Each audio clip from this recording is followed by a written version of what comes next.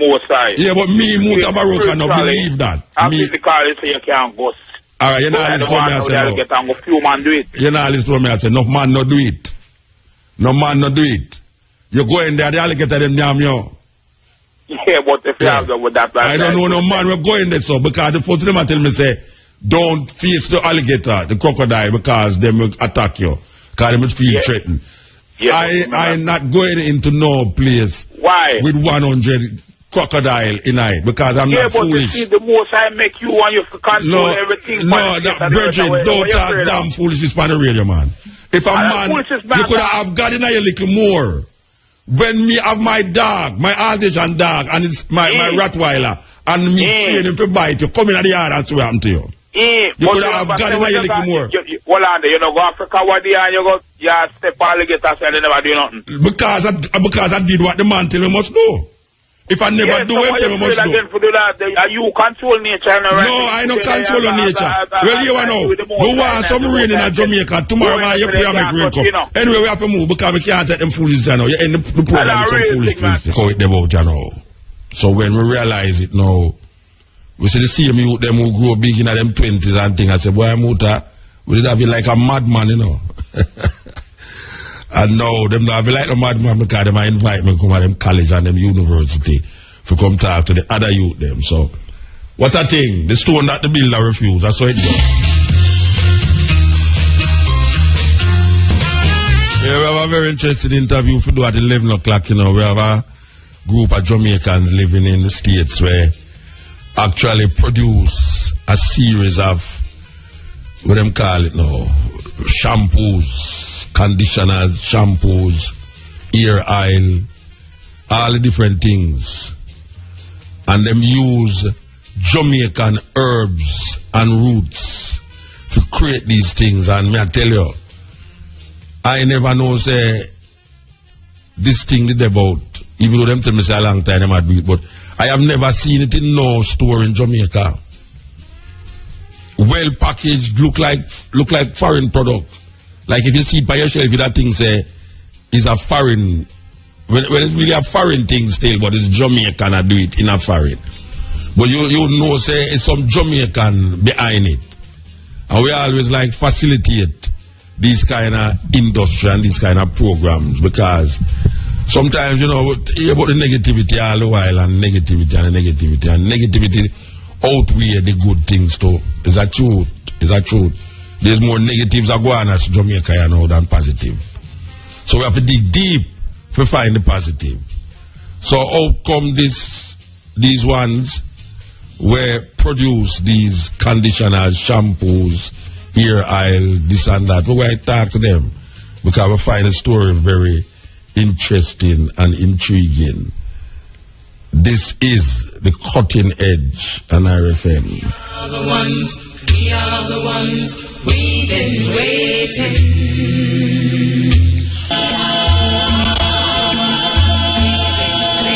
We are the ones we've been waiting for. Serious message. You know, couple years ago, well, more than couple still, we had this interview with Mr. Ian Boyne, and I made a statement that I am my ancestor, and my ancestor is I.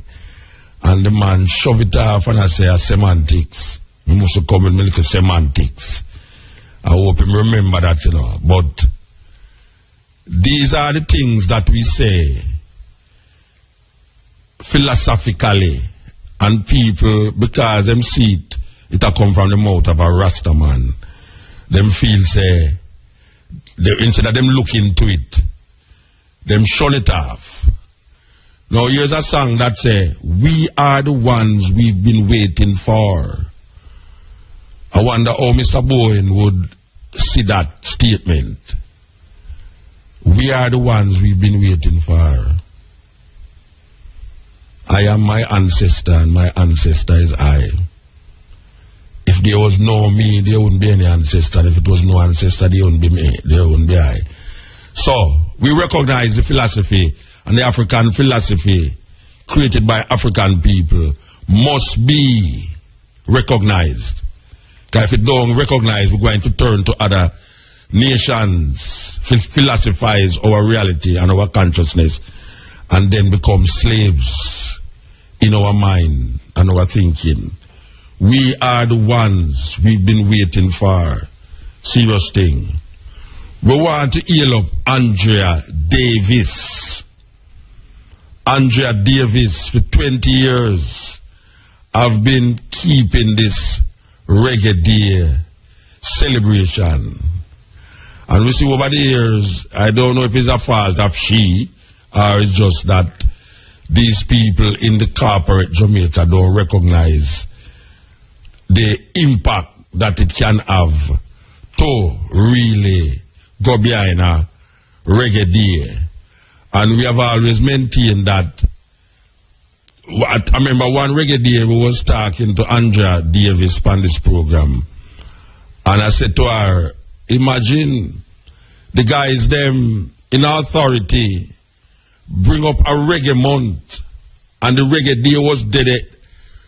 Reggae Day did it from my boy face them foot bottom. Them name Damian Crawford. Cause Reggae Day at 20 years old. Damian Crawford, I mean, anyway, I know Damian Crawford turned it in a Reggae Day, you know, Bruce Golden.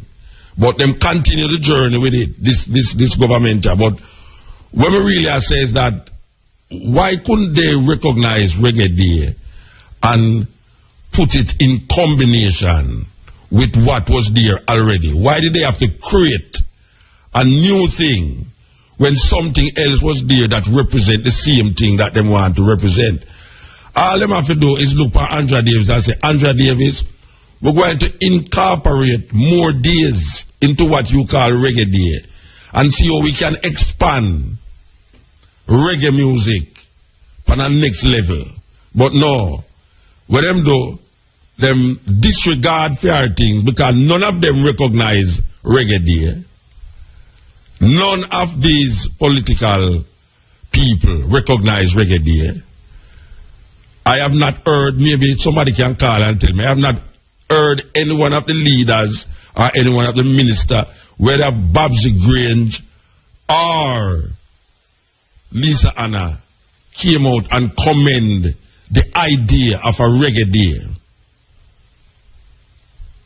that facilitate a journey of our music and take it all over the world.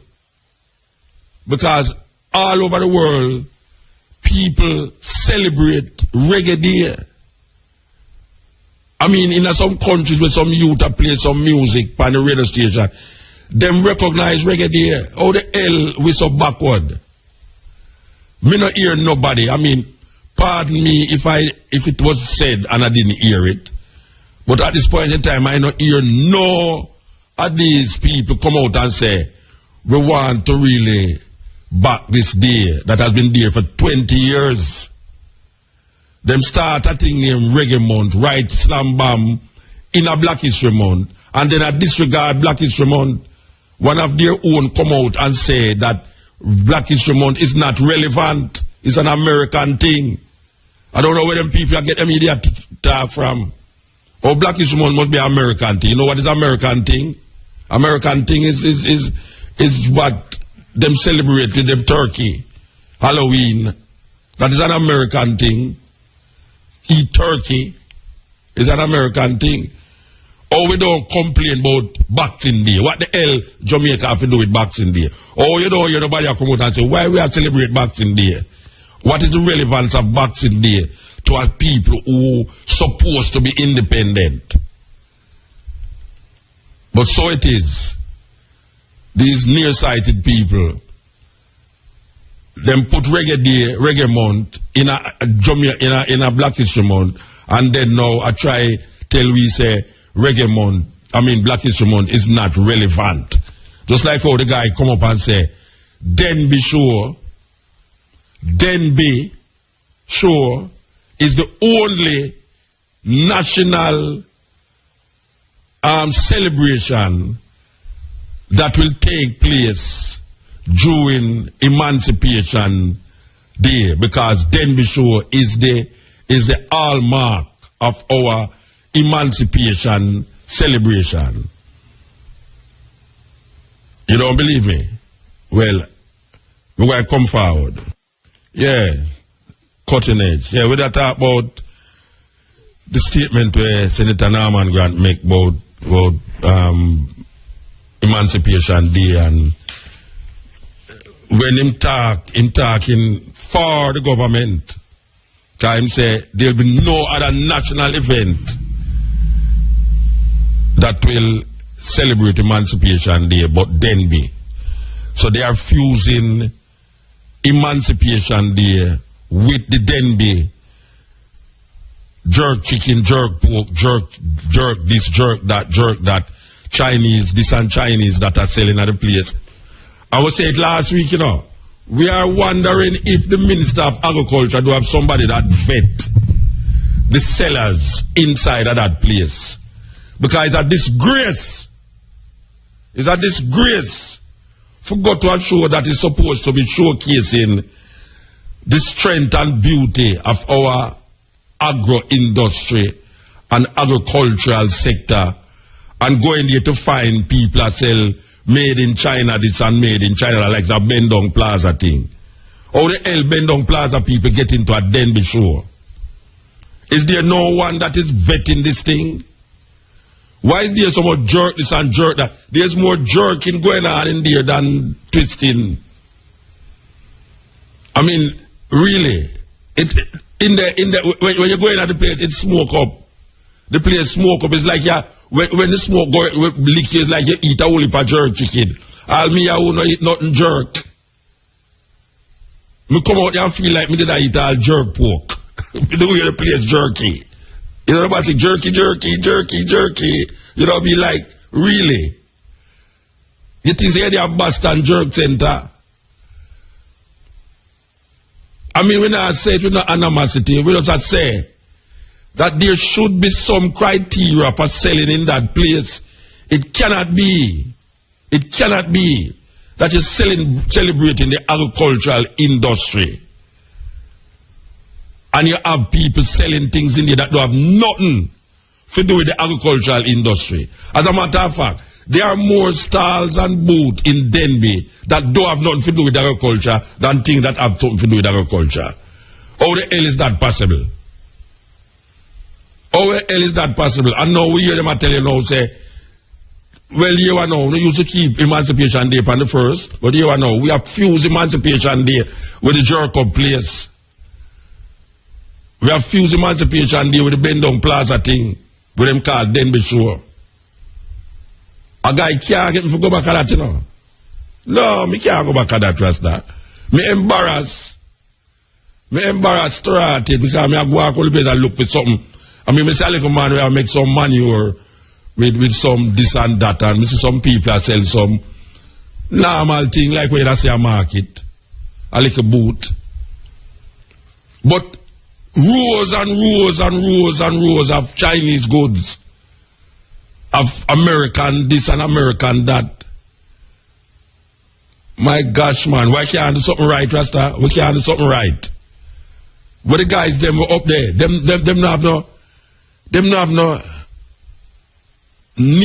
esoteric nature. I mean, really. Them not have no pedigree. You mean say a pure mongrel? No Alsatian, no. I mean, really. We must do the things proper, man. If we have to do the thing, we do it proper, man. You have Denby Show, as what I thought Denby Show was a show that showing off Jamaican agricultural products, Jamaica agricultural industry, Jamaica farmers, Jamaica livestock, Jamaica, all scientific innovations in agriculture and agro-industry. I think that was what Denby Show was about. I never know, say, is where me go say, is that me I say. So, me don't know with this talking, somebody out there will say, a true Muta attack, you know, we should have really vet the thing better than that. Because I hear the man I say, my plan for 80 to 100,000 people for reach there, you know. Like how them now have no celebration about Emancipation Day. Nah, go work. It's not going to work. We're try to get out Black History Month. We're not getting out Emancipation Day. We're not getting out Black History Month neither because we who they write us up are going to make sure so the people them remember Black History Month and remember Emancipation Day. We are going to make sure of that.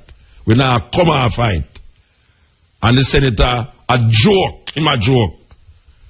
After them take it off of the calendar, and we go make it go back on the calendar. We make that go back on the calendar and be a public holiday. And now a guy come go like him want fuse it up with some little madness when I have no, I mean, really. We now come and fight. We now come and fight. We want the people them who recognize that this is a direct attempt. It's a direct attempt, whether consciously or unconsciously, to get rid of the things them that relate to the liberation and the structure of black people and make black people feel like something are going on for them. That is what it is. It is directly something like that, whether consciously or unconsciously. And I don't feel it's unconsciously neither. I don't feel it's unconsciously neither. I think there's a deliberate attempt by this government especially to wipe out the blackness that is rising up in the consciousness of the people them. Yes, that's why them tolerate certain things and then, you know, it's like a man close the gate when the ass gone through and then I try to lock the gate and I talk about them or catch back the ass. That him I do. Them have a youth get up and tell us that Black History Month is not relevant because Black History Month is an American idea. And look how much blouse and skirt things we have in Jamaica with American idea. Oh, nobody now quarrel about that. Them have all people that celebrate Halloween now. Oh, nobody now talk about that. Christmas, Easter, Valentine's Day. Most of the things that we are celebrate now have nothing to do with what we create in our own cultural expression and our African heritage. And guy come tell us say Black History Month is some American thing and it's not relevant because that was the time when black people was trying to find themselves and them never see nothing around them that represent them. We don't see nothing around we represent we.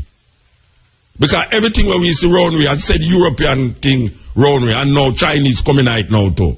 So we have a duplicity of colonialism that take place right now. Where we have the Americanization of our food, clothes, and everything. All the way we do sex now. It's American. Usually we was very innovative in our sexual expression, Jamaican style. Now we turn to America and we get so Americanized now that anything goes or anything come. And that is the relationship we have now with America, which is the same people who say them is American. It's the same people who did live Europe, the British Isles, running from religious persecution, find themselves in America and kill off the Native American them and take with them land and control it. And now I tell the Native American them and the Mexican them, say them is alien. When we know, say, Mexico, Texas was part of Mexico, California was part of Mexico, and them come now and make borders and make wall and declare themselves Americans and everybody else is outside of that border. And we create Black History Month to recognize the contribution of black people and to remind the people them, that black people contribute enough to history and world history and civilization. And that is a time when we feel, say, nobody talk about the shortness of the month and them thing, but at least one man, Carter Goodison, did get up and say, this is what we're going to do. It's a black man said that.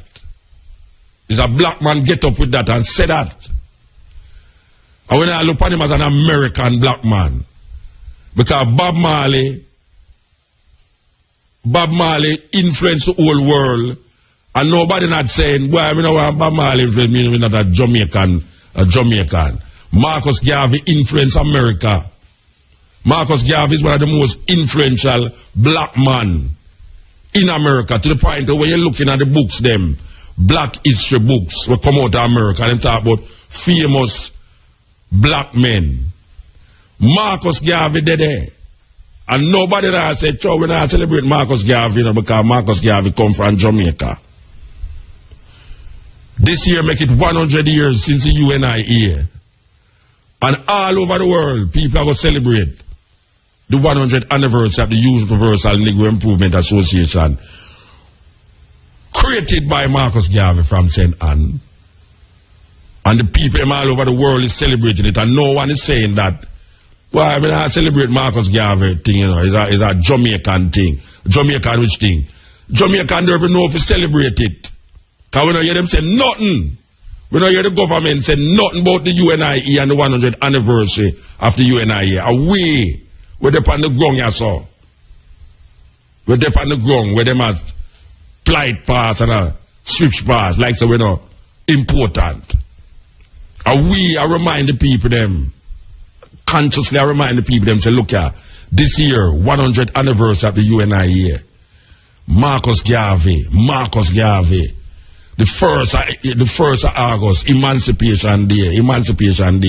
Meanwhile, them round the corner, they pull it out. And I say, yeah, we're going to celebrate independence from July, go right down to the 6th. Hey, you take them easy. I hear the Minister of Culture say that this year, they're going to extend the independence celebration from July to the 6th of August. Where everything going to flap, blap, blap, right on the 6th of August. I'm going to hear them mention nothing about the 100th anniversary of the UNIA, which was founded by our first national hero, Marcus Mosiah Garvey. And we there saw talk about it. And when you look on all the internet places, them all over the world, people are geared up to celebrate that. The 17th of August is Marcus Garvey's birthday. You hear anybody at them not mention nothing about that now. This year is a very important year. But them have time to come and tell you, say, right now, Denby Show is the only national thing that will take place for emancipation. Terrible people, them Denby Show is the only national thing that will take place for emancipation. Terrible people, them terrible. Everything what black people come up with, you see them black people, them like old slaves. And go like them are no old slave. Them is old slave. Jacket and tie slave. And that me call them bossy slave. Them bossy all the while and I go like to never do thing for the people, them. And all them I do is care about the people, them. Backward, but then they supposed to be the only celebration for Emancipation Day. I wonder if him sit down and think on that. I wonder if him hear we attack or somebody tell him say, boy, you want to hear them go on for RFM about what you say. I wonder if him really look back by the time just get arrogant. Because sometimes them people there, instead of them looking to where you say, you know, them get arrogant and more terrible against what you are saying and talk against you rather than listen to the message. Sometimes they don't throw with the messenger. And through the messenger, then nobody listen to the message. But if them could have only stop and be humble, not because them have power. If them could have just humble themselves and look into what we are saying. And no say what we are saying. And nothing for go against nothing more than say, look here. We not tell nobody if it's not celebrate Denby, you know, because Denby is a thing, a national event. But it's two things may I say about Denby. Denby can't take the space of Emancipation Day. And the people who keep Denby Show must vet all of the things that we are coming there to make it be an authentic agricultural show. That sound like me a fight? Tell me if that sound like me a fight, you know. Because if me not sound like me a fight, and when me I say sound like something which can make the thing better, then why them not listening and them hear? them not listening, but them hear what we are say. Me know so them hear what we are say because more than 1 week we talk about it. More than 1 week we talk about it. We are say they must have a justification for the sellers in then be sure that there is no Chinese product unless the Chinese product is a new kind of way for plant food to make you get 1 million orange off an orange tree where just a grow. And then you can say, well, I don't like that tree that's still in, but it's part of the whole thing. But really and truly, we can't be having the same thing that we are seeing at Bendong Plaza in a Denby show. Me sound like me vindictive. Me don't think so. Me don't think so. Can you imagine me have a show? I deal with electronics and the new things in electronics. And when you go in there, you see shoes are selling there. Different kind of Adidas and this. What shoes have to do with the electronics equipment? Unless the shoes is a new kind of shoes we have some DVD in there where something there. Yeah, that's what I say, Brian. Yeah, but if you go a expo for the innovations in DJ equipments, you're supposed to say CD player, DV mixers and all these things and computer that can make all the music play without you touch nothing and all these things. You're not supposed to go in there and say people that sell lipstick and fingernail. What kind of place that? What kind of place that? Eh? You go on bad. Would I go on bad? If you go in a place like that, and most of the things that you say don't have nothing to do with electronics. If you go to an electronics show, would you like to go to a car show? And most of the things they don't have nothing to do with car. It's terrible. Well, that me I tell you about Denby. You go at Denby show, and most of the things them in there don't have nothing to do with agriculture. Nothing. So all we are trying to do is make the thing better. Don't watch how me push the thing, you know. Because sometimes maybe it's how me articulate the thing that get people nervous and get people to say, hey, me not listen to them boy there, you know. They love to talk about barefoot boy, to talk about put on shoes, put on no blouse and skirt. When I put on my shoes, I go, so what I go cuss me about? them say that barefoot boy, say, you think me not know someone say that? Me have spies all over the place. I listen to you. Talk about that barefoot boy. He can't talk some foolishness on the radio. Say, well, me not think me talk foolishness. Me not think me talk foolishness. I mean, nah, come on, fight. Anyway, we are go back to Andrea Davis now. Can you remember say with that? You see it? I go around for come back round, you know. Now, I don't know how Andrea Davis advertised this thing, yeah. But I think that what I saw last night at the Pegasus Hotel was one of the most innovative experience I have ever had as it relates to reggae music in Jamaica. And when I say innovative now, I say seriously innovative because sometimes you look for a music performance by an artist and you say, boy, the artist they do good tonight. Him really do good. But what I saw last night that was presented by the, well, as I say, Andrea Davis on our July 1st Reggae Day is one of the most innovative things I've ever seen any producer do. And what she did, and I hope that it can extend itself, believe you me.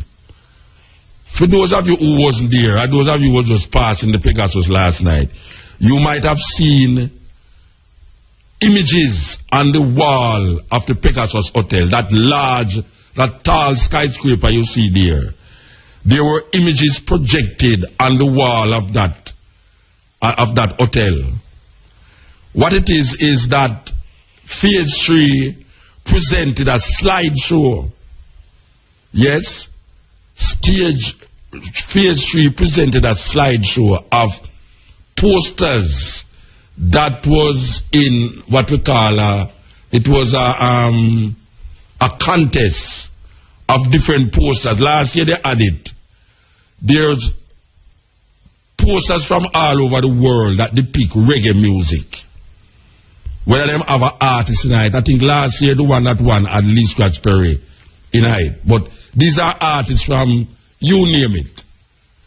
I mean, some places where you don't remember which part of them places they're on the map. But these are artistic expressions, the creative expressions in poster.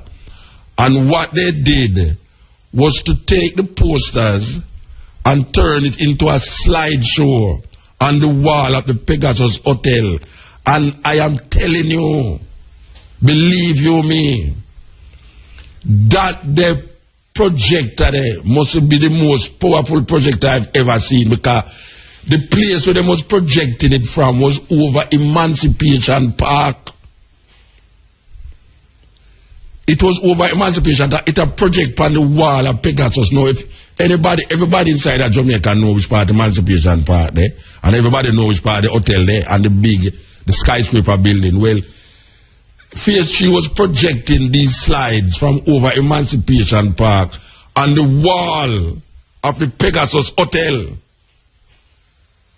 So anybody who have passed the road, who stand up over Emancipation Park, who stand up in the Pegasus outside, could have actually seen these projections, the slideshow that was taking place. And may I tell you, trust me, anybody who knows about Andrea Davis, they know, till I say, Mutabaruka say, are the most innovative thing I have ever seen any promoter do when it comes on to reggae music. And I'm very sorry that it wasn't promoted as how it should have been promoted, that people could have just stand up in the Emancipation Park and watch these slides going through from all these people all over the world who recognize reggae music and do things artistically, not in the singing or dancing or music, but in their painting and drawing to depict reggae music, Jamaican music.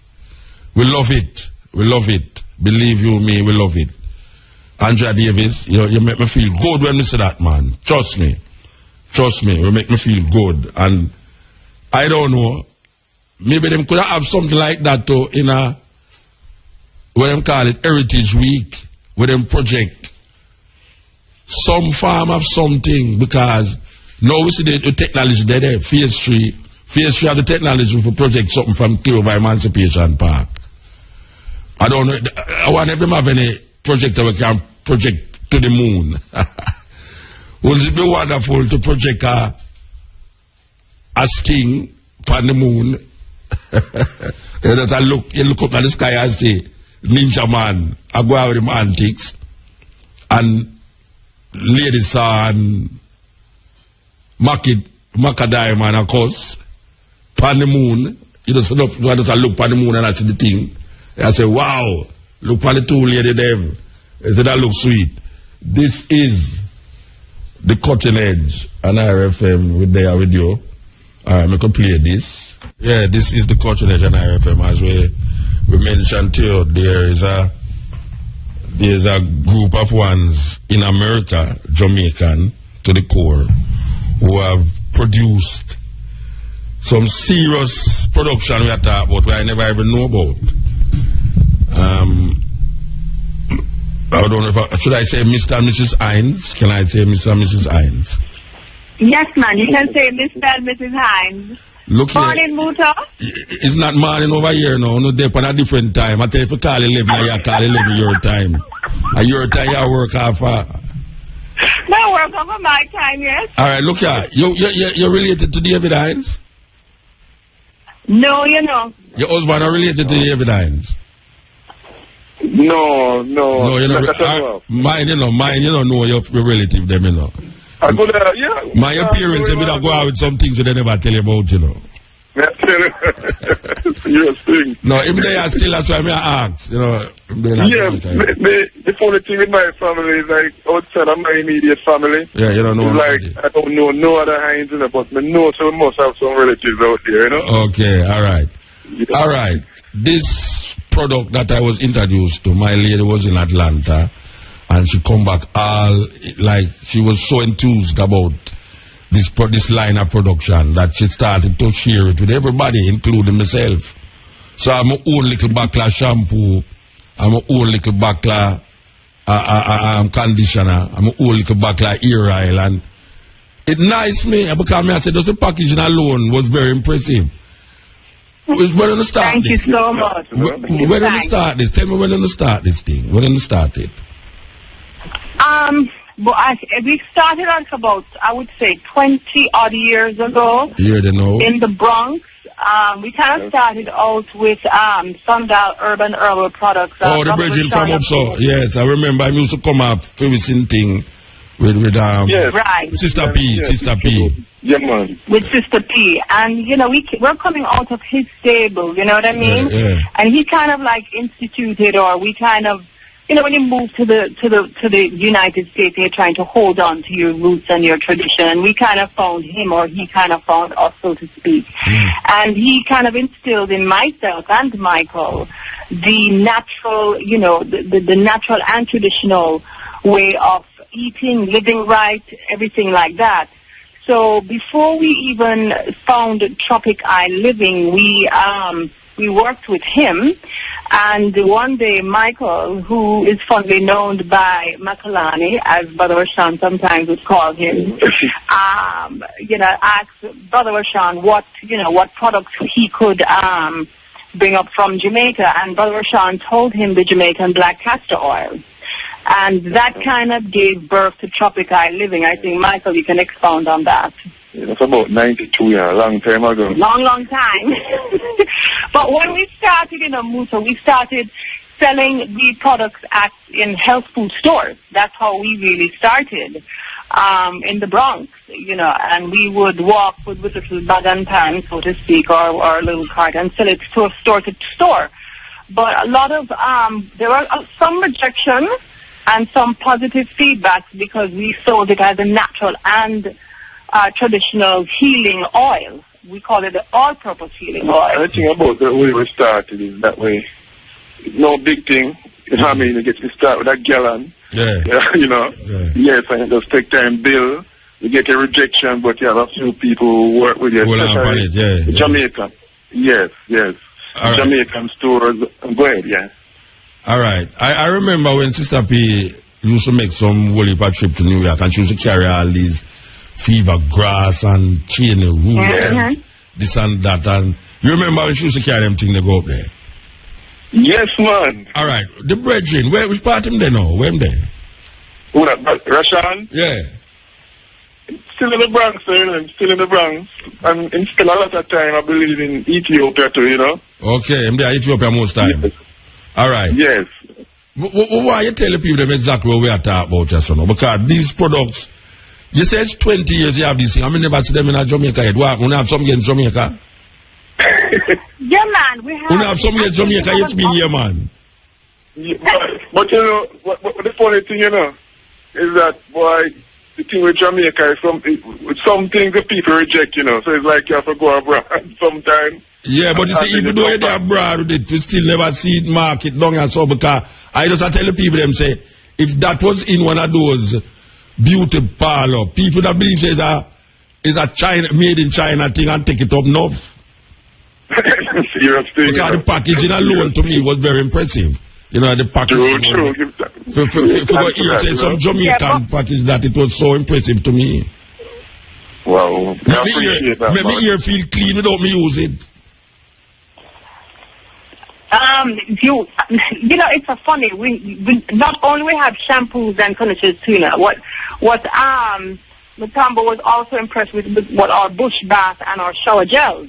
Also, we have like Cersei bush bath, and we have ginger bush bath, and we have island spike, and we kept the name bush bath because, you know, we didn't want to be fancy and said herbal bath really, because we know it in Jamaica as bush bath. And the inspiration, of course, comes from Jamaica. We just feel like we shouldn't shy away from certain names that's coming out of our culture. Yeah. Because I believe using some of them traditional names. Of course. Bush bath, of course. Yes. Of course. You know, embrace my culture. You know? All right. So let me ask you now. Who do make these things from actual Jamaican herbs and roots and things? Yes, what it is it's a blend of Jamaican, and then of course you have to deal with some of the ingredients from up here, because some of the ingredients are like some for the bush bath, for example, the soap within itself is not made in Jamaica, so we don't really have the facility there. But it's 100% natural, but we blend that with with the Jamaican herbs and oils and things like that. All right, so tell me some of the herbs where you take from Jamaica for do the fusion. What kind of herbs you use in the? For example, the pimento itself. Yeah. The seed, the oil, the leaves. We use cerci. Right. Rosemary. Ginger. Fever grass. Or what do you call it, lemongrass? Yeah, them call it lemongrass. But them, so you get all of them things from, so you have a farm down here? You have a farm down here where you have a special person who grow them and just deliver them to you. How it work? Yes, we grow some ourselves, like especially the castor oil, and then we get some from the local people, some farm it, some man just go a bush and pick them, find herbs and pick them, and once the quality right, yes, we buy it from them, So you have a vetting thing go on then, you vet, where you get, like you said, this is good for that and this is good. You're not going to take that or you're not going to take that. How it works? But again, one more time? No, I say you have a thing where you vet, where you get. In other words, you don't just take everything where you get. You have a level. It has to be of the highest quality. You know what I mean? And most important, no pesticide, nothing like that. It has to be wild crafted, as we say. So all you know what is not pesticide. I live clear New York. All you know is a guy not spray some things for it. I mean, then know come from Jamaica. When I must know that. Oh, you know. That may ask you. Oh, you know. Say it not have no pesticide for it. Well, the people who would buy from are, they're trusted people. Oh, trustworthy people. And plus, okay. Yes. Yeah, they know the standards which we work with, and we know what to look for. And you can tell by the size and the scent of the, The Jamaican ginger different from the foreign ginger. Yeah, man. Yes. And the potency, you can tell. Yeah, all right. So now, you have this thing and you make it, I am assuming, so you have a little place up there where you employ people and like a factory space. Yes. Yeah, but how you market it? Because, as I said before, whether in a health food store or in a Walmart or in a Walgreen, I've never seen it. So, and apparently you have been making a lot of money off of it. I don't know who is selling it to. Well, we have been steadily building, over the years. Yeah. That's one of the reasons why, when you have to think, I guess, underground, and you take your time, no big noise, no big fanfare, and you're steadily building up yourself till you reach a point where, you start to hear about us, but we have been around for a good while. So who sell it? I mean, for 20 years you're under the ground. Who sell it that you could have survived for 20 years? Yeah, what happened, we started with, as my wife said earlier, we started out with Brother Rashan, Sundial, right? Yeah. And it was through his network then, so to speak, we started, So it was like health food stores, and then next thing you know, of course, most of these health food stores, some of them are owned by Jamaicans, and then the American health food stores, back home, they start to catch on to it. So want to old foods. Try marketing at old foods. Try marketing at old foods. Yes, well, right, yes, we have Whole Foods ready to tackle us now, so it's us kind of delaying that, but yes, Whole Foods and a bunch of chain stores right now up here, they're after us. No, but if you have it in a Whole Food, you're gone clear. Well, yes, things looking good as far as Whole Food is concerned, definitely, So you have it's set up properly for facilitate a place like Whole Food, because Whole Foods is like the major health food. Yes. Yes, man.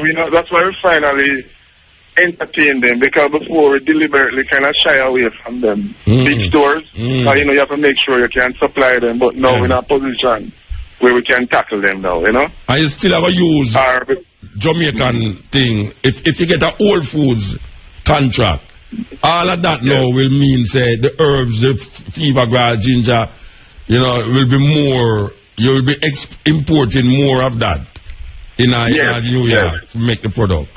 Definitely. So you have a spin-off, and not just Whole Food, but we have a few other big chain stores interested, so it's exciting, but at the same time, you have limitations, so you have to make sure that, once you put yourself out there, you put yourself in a position where you can supply the market, Yeah. And the other thing too, Muta, is that we've never really seeked out like a Whole Foods or anything. They come and find us. Based on the way we do our business, and also because of social media. Yes. It's so funny. It's a young lady in Canada a couple years ago put our product on YouTube, and that really started the Jamaican black castor oil frenzy in terms of tropical living. Social media, that was the one that really built her. But guess why she took us to the next level? But what happened is her father is from Guyana and her mother is from Jamaica. And her grandmother was telling her to use the oil and to grow back her hair, the Jamaican black castor oil. So she started documenting her journey with our products. And that took us into the health and beauty aid industry. But our foundation really and truly is the health food industry. And beauty supply. And beauty supply now. Yeah. All right.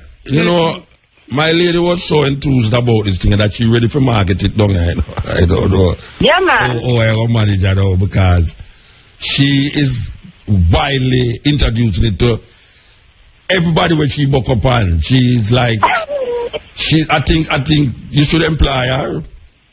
I think you should employ her. I don't believe you be. I never did she come back up from foreign with something like she's a big time ambassador. I so appreciate her. She has such a lovely spirit. We just connected. We just connect with her sister. I connected with her sister. Yeah. So all right. You coming? You spend some time in Jamaica. Any time in Jamaica? Oh yeah, man. So why you never choose? We have an office location there down in Jamaica, I must remember that. It's the first I know about this product yet. I must remember that. It's the first I hear about this product. It's the lady introduced me to it. I never know about the product. I never know you have office in Jamaica. Yeah, man, we have office of Jamaica. You know what happens to the office of Jamaica? Where the office there? It's at 37 Windsor Avenue. And you can't get the product down there too? You can get it down there, but you also can get it at Cherries and a few Fantanas, and also Just Natural and Discount Beauty Supply. Everybody know Discount Beauty Supply. All right, tell the people what name again now. Tell the people about the product name. Okay, the product name is, our brand is Tropic Eye Living, and we sell skincare products such as the couscous body butter, and Jackie nearly died when she heard couscous body butter. She said, "What? Couscous body butter?" But we do sell, and I just absolutely love that product. We also have the Tropic Eye Living shower, bush bath and shower gels. We also have our hair care line, which consists of our strong roots for our natural sisters and our lock brothers and sisters, and perm too. So we don't neglect anybody. We just want people to know that our product is natural and organic in nature. So anyone can use it. All right. Now we want them still have the whole of them still have by the weekend. So remind which part them can get it now, because after you done this interview, you're not having enough in Jamaica. You're not having enough in Jamaica. Well, that's who we want the supply, the demand to go up, man, so we can even supply more. Yeah, so tell me which part again. Fontana. They can get it at... Go ahead, Muta. No, you say they can get it at Fontana. They can get it at... Go ahead, Muta. No, you say they can get it at Fontana. They can get it at Fontana. Yeah. They can get it at Discount Beauty Supply Store there near in Halfway Tree. They can get it at Cherries. And also, got to be natural. That is in England. Just Natural. They can you have it in England. You have it in England too. Yeah, man, we have it in England. Yes. We have it in Africa. We have it in Belgium. We have it in Which part of Netherlands. Africa you have it? Which part of Africa you have it? France. You mean we're in Africa? We have it in Lagos. Lagos, Ghana, Nigeria. It's in Ghana. Say me I go to Lagos next week, you know. Really? Yeah, me I go to Lagos next week. If me not see it, don't let me go vex. Can you tell I me will say give there? you this stupid number so you can knock them up. You can call on them. Well, it's wonderful. It's wonderful to hear this. It's wonderful to know, say, some Jamaican take the organic way, take the natural way and produce a product that is so, so real. It's nice. Me just love it. Me just love it.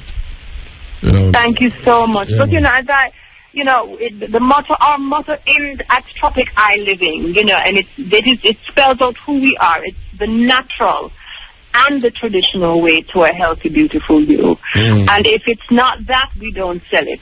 Okay, I love hear that. I love from it not natural, you not sell it. We not sell it. You mean you give it We away? not sell it. Instead of you sell it, you give it away. There you go. Go on with it. All right. Well, we give thanks, Mr. and Mr. Hines. And we say we continue to see how we can make these things, because we always like to push these things, This program, we love to push them things there. And from here, says a natural product, we say, yes, we have to interview this lady, Yeah, and thank you so much for giving us the opportunity to talk about our company, our passion, which is Tropic Eye Living, because, living naturally is a way of life. It's not just the products, but it's in your thinking, what you eat, and we are Tropic Eye Living. We have a 360 approach to what we do. All right, give thanks. Give thanks, man. Give thanks. Give thanks. All right. This is the All Cutting right, Edge on RFM. There with you. Yeah, man. That Tropic Isle products. Trust me. Believe you me. Yes. Tell them sugar.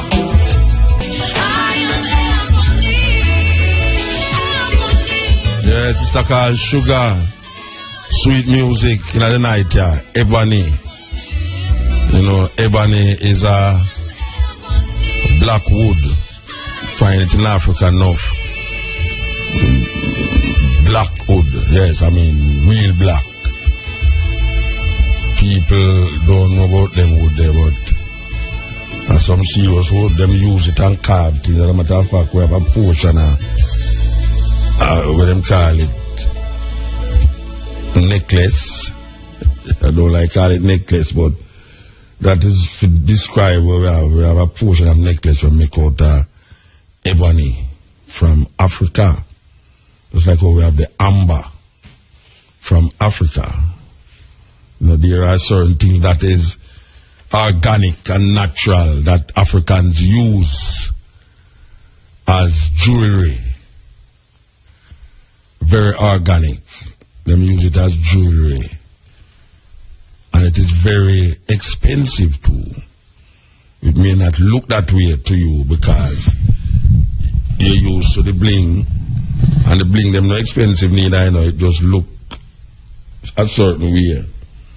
It's like a man buy a couch in a house and he left the plastic on it. The plastic supposed to come out, but he left the plastic on it, and when he sit down on it, him backside sweat like what?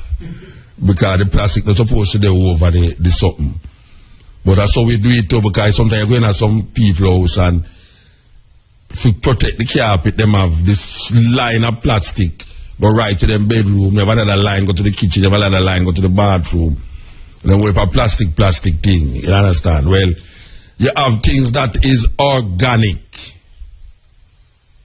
but it don't come from China, and it don't come from America, and as a matter of fact, it don't come from Europe neither. But you have indigenous cultures all over the world that produce these things. Like if you go amongst the native so-called Americans, you have turquoise and you have different ornaments that is very, very expensive. But the thing is that most black people now go wear them. It's a weird thing. We go for the bling, the cheap bling, where don't have no value. No value at all after. It don't have no resale value. It just bling for today and tomorrow it not bling again. When your hand go in the water too much time, the whole of the bling wipe off and wash off. It's a serious thing. When you have things out there where people make, even in Jamaica you too.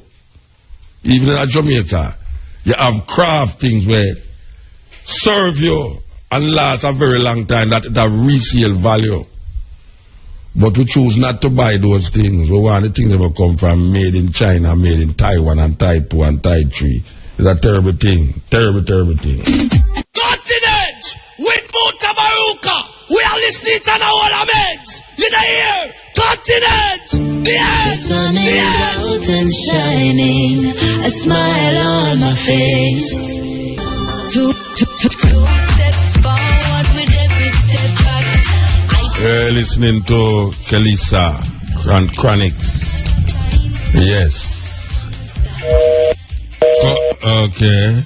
All right. No, okay. It's a long way to go, but I will run. Giving up ain't an option, man.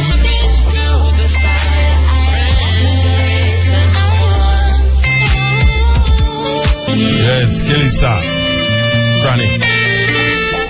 This is the cutting edge and everything. Yes. Greetings. Man. Hold on, Bridget, hold on. Bridget, stop listening to your radio now, man. I want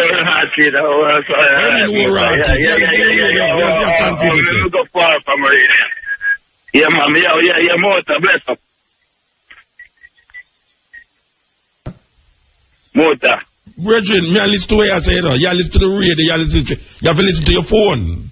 Yeah, man. Right now, Muta. Me I say now, it's the last Thursday thing there. You don't need it? Which last Thursday thing? You just say that play some song on the last Thursday. Alright, you see all the reasons them I go on the radio? Yeah, I hear them. I hear the reason them. Yeah, and then now you have the advertisement them. Yeah. It's like me attack in between the advertisement them. So if you actually feature, you know, give them a good run if you feature artists, 3 artists. Them now get no good run for the program that we're there, you understand?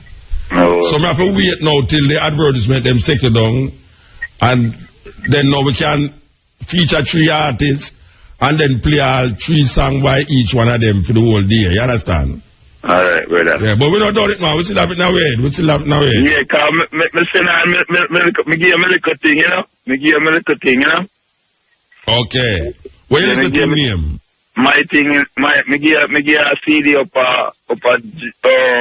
June Isaac birthday wash. Remember up a trade up a St. Catch in December gone. Years ago, man. That no years ago, right? No, man. December gone and a year that. December. What's your man? All yesterday come like last month to be though. Not true. 2 year move. Yeah, that means we have moved fast, you know. I love how you move too. I love the Gambia move there, you see me? Yeah, alright. So you already know. You really have to go. If I that you wait, but no, what we should have played that. We should have played the CD even though, you know, get featured. Yeah, I love that. So, I don't remember the CD. You have to go give me it again. Alright, I'll try to get it back to forward till the end then. Yeah, man, alright, sir. Blessed, yeah? Yeah, man, blessed love, Muta. Yeah, alright. Yes. Yeah, good night, Muta. Blessed, man. Yeah, you know, I'm a man who always try to listen to your program Monday night time, the Muta. But you know, Monday night? I hear a talk of this thing. Wait, Monday night, we don't come out on Monday night. No, man, Wednesday night, come on, man, Wednesday night. I don't talk about Monday night, man, listen, man. But, you know, I hear a talk about Babylon. And say, enough Rasta man cost Babylon. And Babylon was a great civilization. Yeah. I said the same thing to Jerry Small.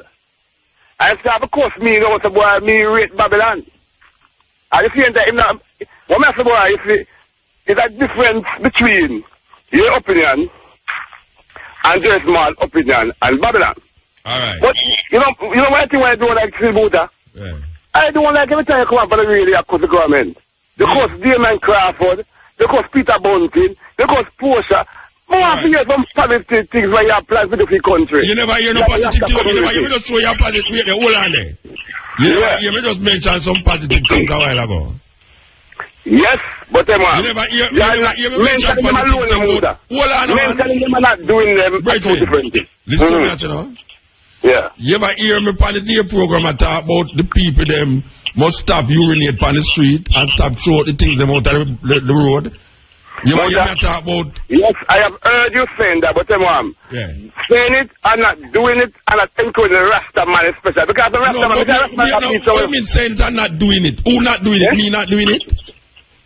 Yes, you and the Rasta community. Then if me I say it, where do you want me to? Where do you want me to go take off of my half and yes, I want you, what I want you to do. Yeah. I want you to get some Rasta man. Yes. After your thinking. And your thinking. Thinking. My thinking? You never see bald man and piss on the road yet?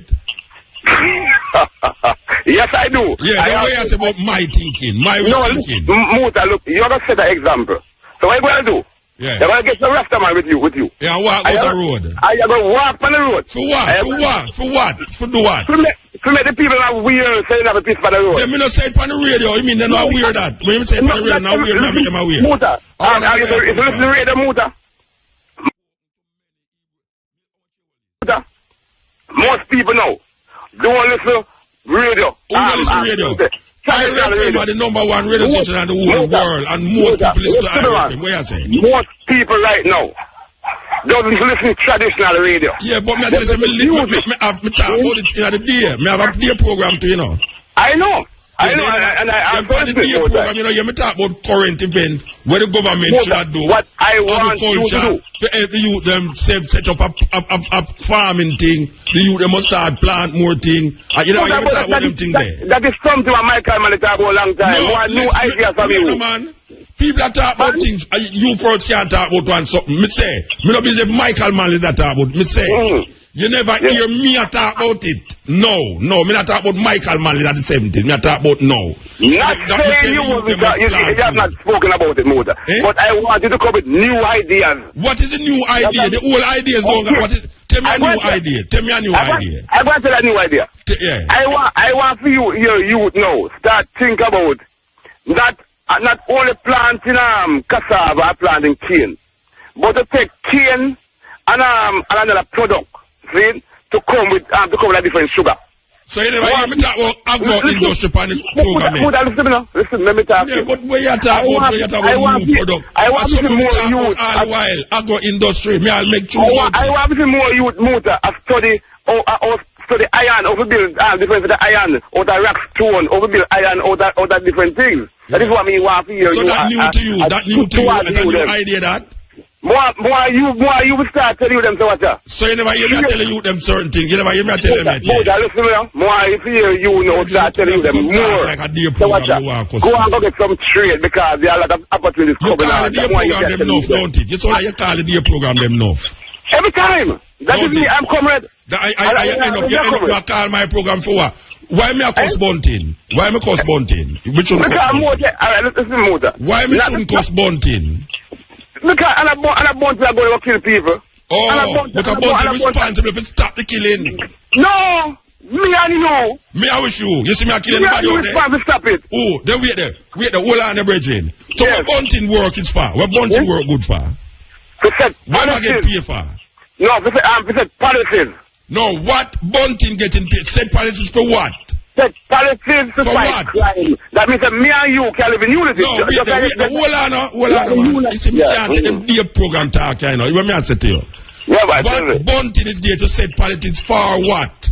Alright, you see the United Change program? Set the policy to alleviate the crime in a Jamaica. Yes. What is the policy that is alleviating crime in Jamaica that Bunting said? No policy. There is a program. It is not alleviating the crime. United for Change. It is not alleviating the crime. Listen to me, Muta. You hear me? There's a program and it's a couple of his ministry. Name Unite for Change. Your PNP. Your PNP. Yes, man. Me not cover for life, man. Yeah, all right, Bridget. Me a Brazil for life. Netherlands. Alan, me deal with. Orange. A Brazil me a work with. All right, me go and left you though. Me go and left you. Big up yourself. Me go and left you. Yes. The man has some day man, you know, Rasta, you know. You have some man where call day program every day and them no work, you know. No, them man that don't work at all. Them just big up you, him say my comrade for life. That's all him do at daytime, you know, comrade for life. It's a company, man name, so you know. Remember company name Comrade for Life, where him just call read the program. And no, at the first I hear him call me still. I hope it's the last, believe you me, because I can't take them whole heap of madness there at the night and all about when me should do and when me should not do.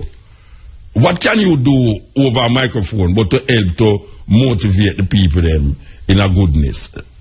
Am I sending the people them astray? All I am doing is saying that the government is responsible for certain things, and the government is, watch a man, all you hear them attack about this and this and that.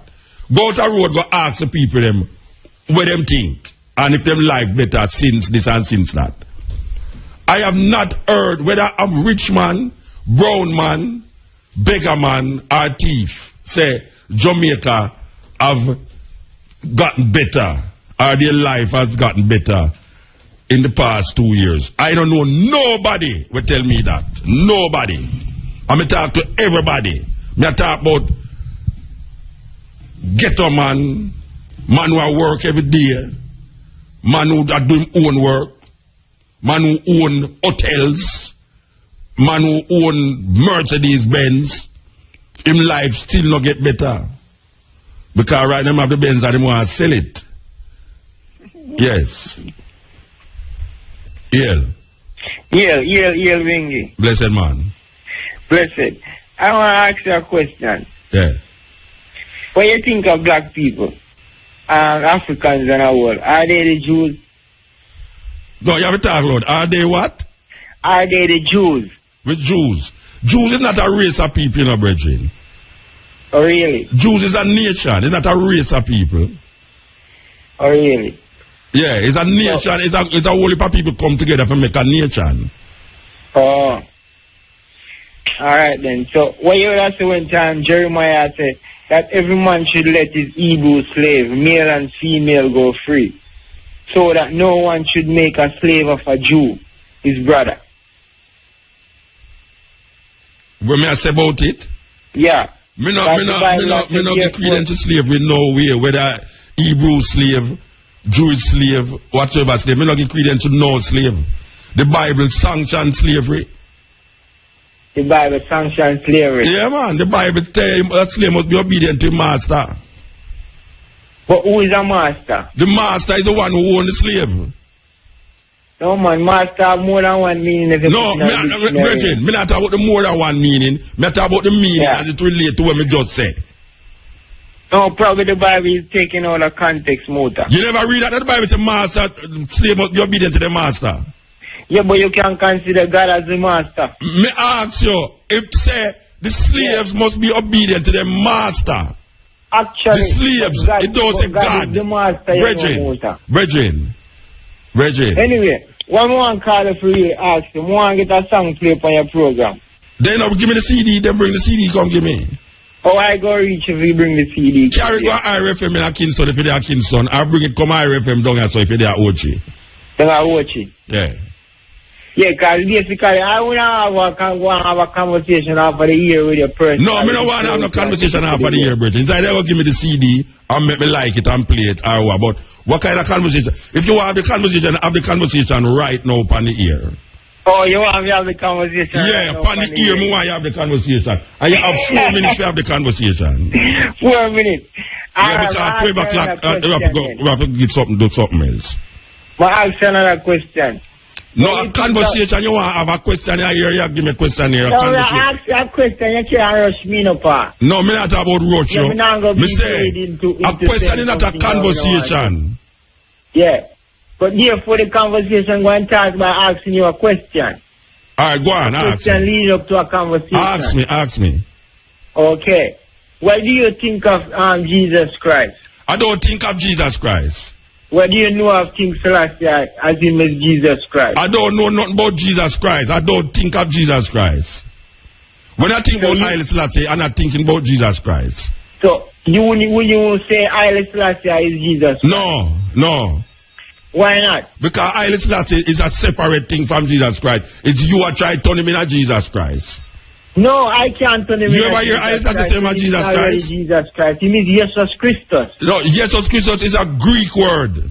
Jesus Christus is the Ethiopian name. No, Jesus Christus is Greek. Yes, you don't try to turn it round. Jesus Christus is not Ethiopian. Jesus Christus is Greek. Oh, really? Oh, I mean really? So did you hear Haile Selassie say about Jesus Christus? Me say, listen to me when I say. Yeah. Yes, you know me have to go now. Jesus Christus is Greek. There's no word in Ethiopia for Jesus Christ. Them use the Greek word Jesus Christus. And me have to go now. Me have to go. You have to call me back and talk about that. Because you all get me mixed up now about Haile Selassie and Jesus Christ. And if me think on Jesus Christ. When I think on Haile Selassie, I don't think on Jesus Christ. I don't make that connection. Me don't state my position on this program for years. Me don't believe in a Jesus Christ. Me don't connect Haile Selassie with Jesus Christ. Haile Selassie to me is a separate thing, total separate. I know I have to go through Jesus Christ to say Haile Selassie.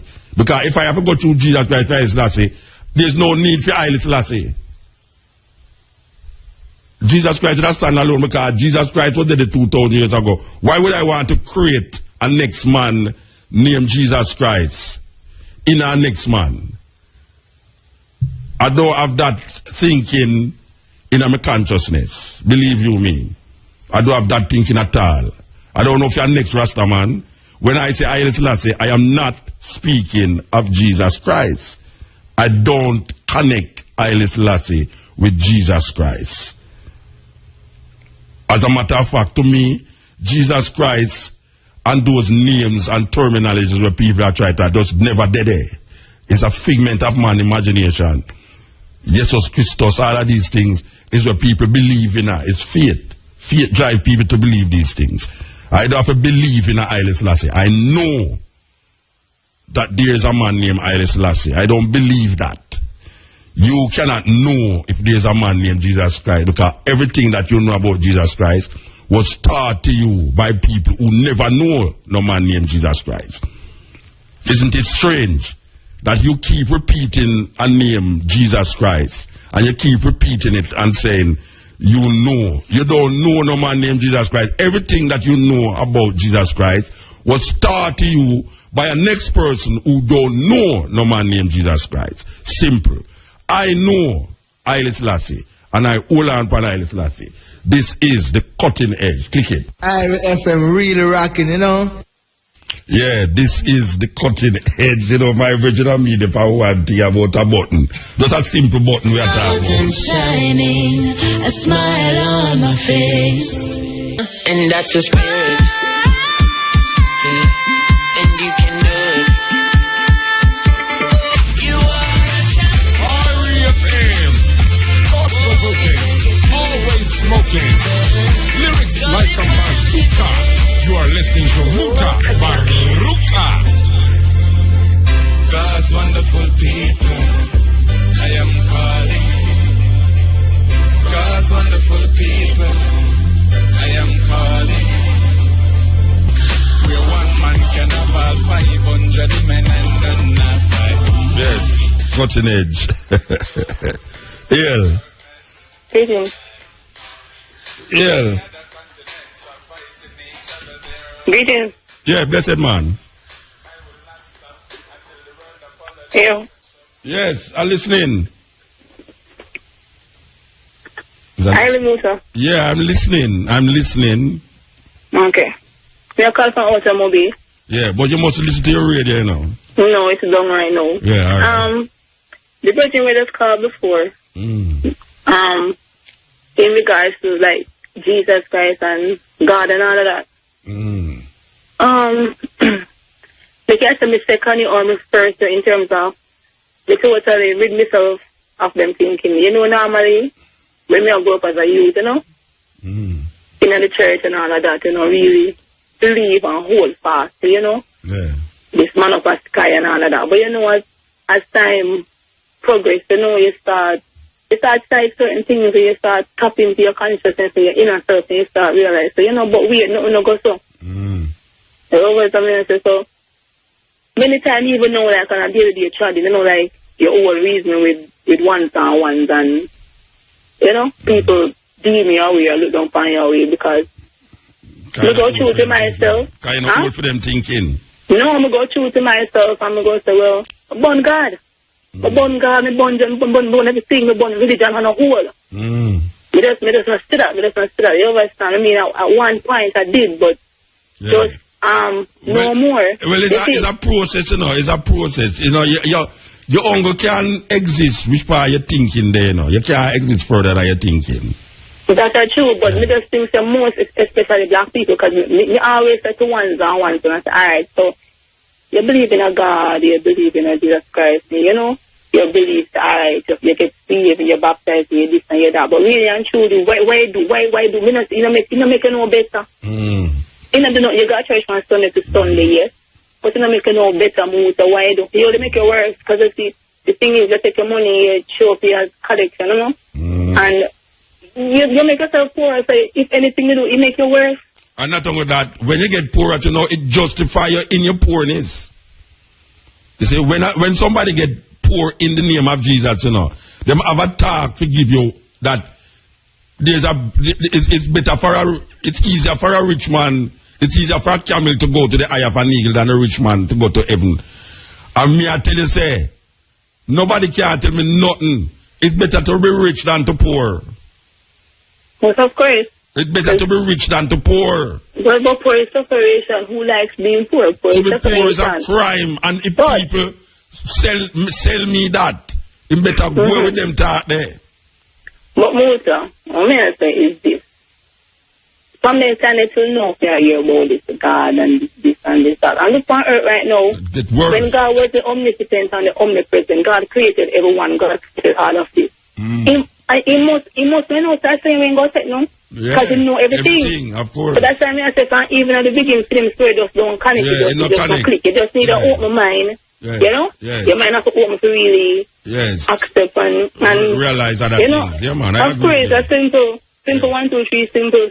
But just because of the nine, because it's specialized, you know, just like I say, you know, because if you have a youth, I have my youth them. Now you don't know about God. Come in, some man say, you teach them what they need to know. Teach them when they know the ones that go teach them, but we have to show them the foundation of it. God is not real. You understand? That's where them go. Yes. And I want to hear, I want to be. Them can hold them gun and they can defend. You know what I say? Yes, I agree with you. And other thing with this, to me, Christianity and the belief in God gives people what they put chance to do things wrong. Because the thing is, the notion is you're always forgiven. You just do wrongs and you close the eye, you clap the hand, and you talk. And imagine this invisible guy, so this invisible guy forgive us. They go constantly keep on doing wrong. And you wash for your sins too. You wash it with your baptism. So it's just like the brother Irene, him have a tune where him say, if we there, not a body gonna married. So why brother say, when he say if we there, I know him talk in regards to Rastafari.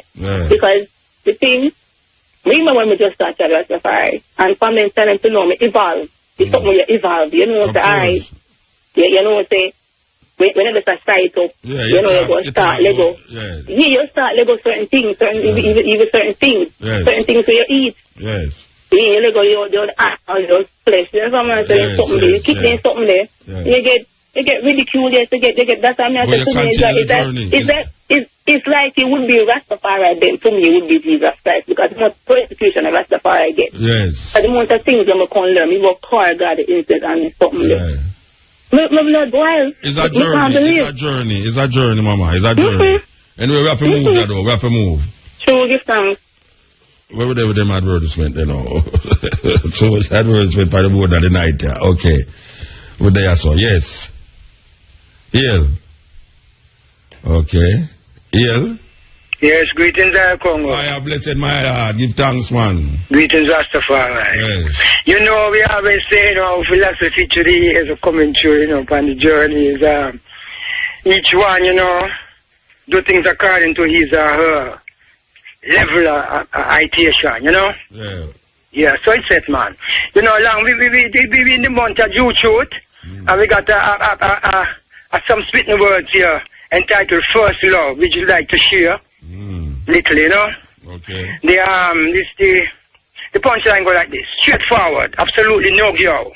From then till now, heights in I love it, first love. Heights in the eye. From then till now, yo, yes I love it, I love full first love, five and forever, heights in the eye. Word and laudable at the eye. Alkabulan, most serene highness, Rastafari eye. By and by, ancient Ethiopia, empire most highest eye, His Imperial Majesty, Haile Selassie I. Straightforward, absolutely no girl. From then till now, heights in the eye. I love it, first love. Ethiopic, majestic, king of all kings, lord of all lords. God of all gods, below and above, high. Conquering lion of Congo, black Ayuda, comforter of whoso weep and cry. Behold the mid-earth inhabitants, queries, what, who, when, where, how, why. Amid devotees and those unable to differ, real betwixt real and fiction, truth and lie. Oh, I love it, first love, undisputedly, the eye at the highest eye. Straightforward, absolutely no girl, from then till now, heights in I love it, first love. The eye who keeps Ethiopia free, noting well Ethiopian stage up in tears and sigh. Oh, first love, I love it, first love. No reason at all why I should continually, mirthfully, heights and heights the eye. Oh, I, Rastafari I. Yes, brethren, give thanks, man. Give thanks. Give thanks, I. I have already you'll still. So I. So I only power now guy for it, but you know, I saw with the chanted from them I. Yeah, man, I saw with the chanted from them I. Give thanks. Straightforward, absolutely no girl. Yeah. From then till now, heights and I love it, first love. I full eye. Give thanks. Yes, yeah, man. You see the logics that we use to define our spirituality. We have to let it go, you know, because most of that logics come from the European thinking and the European ideas of what it's supposed to be. So whenever we have with spirituality, we keep defining it through the European eyes, the Eurocentric eyes. And if we hear something outside of that, we feel say it don't make no sense.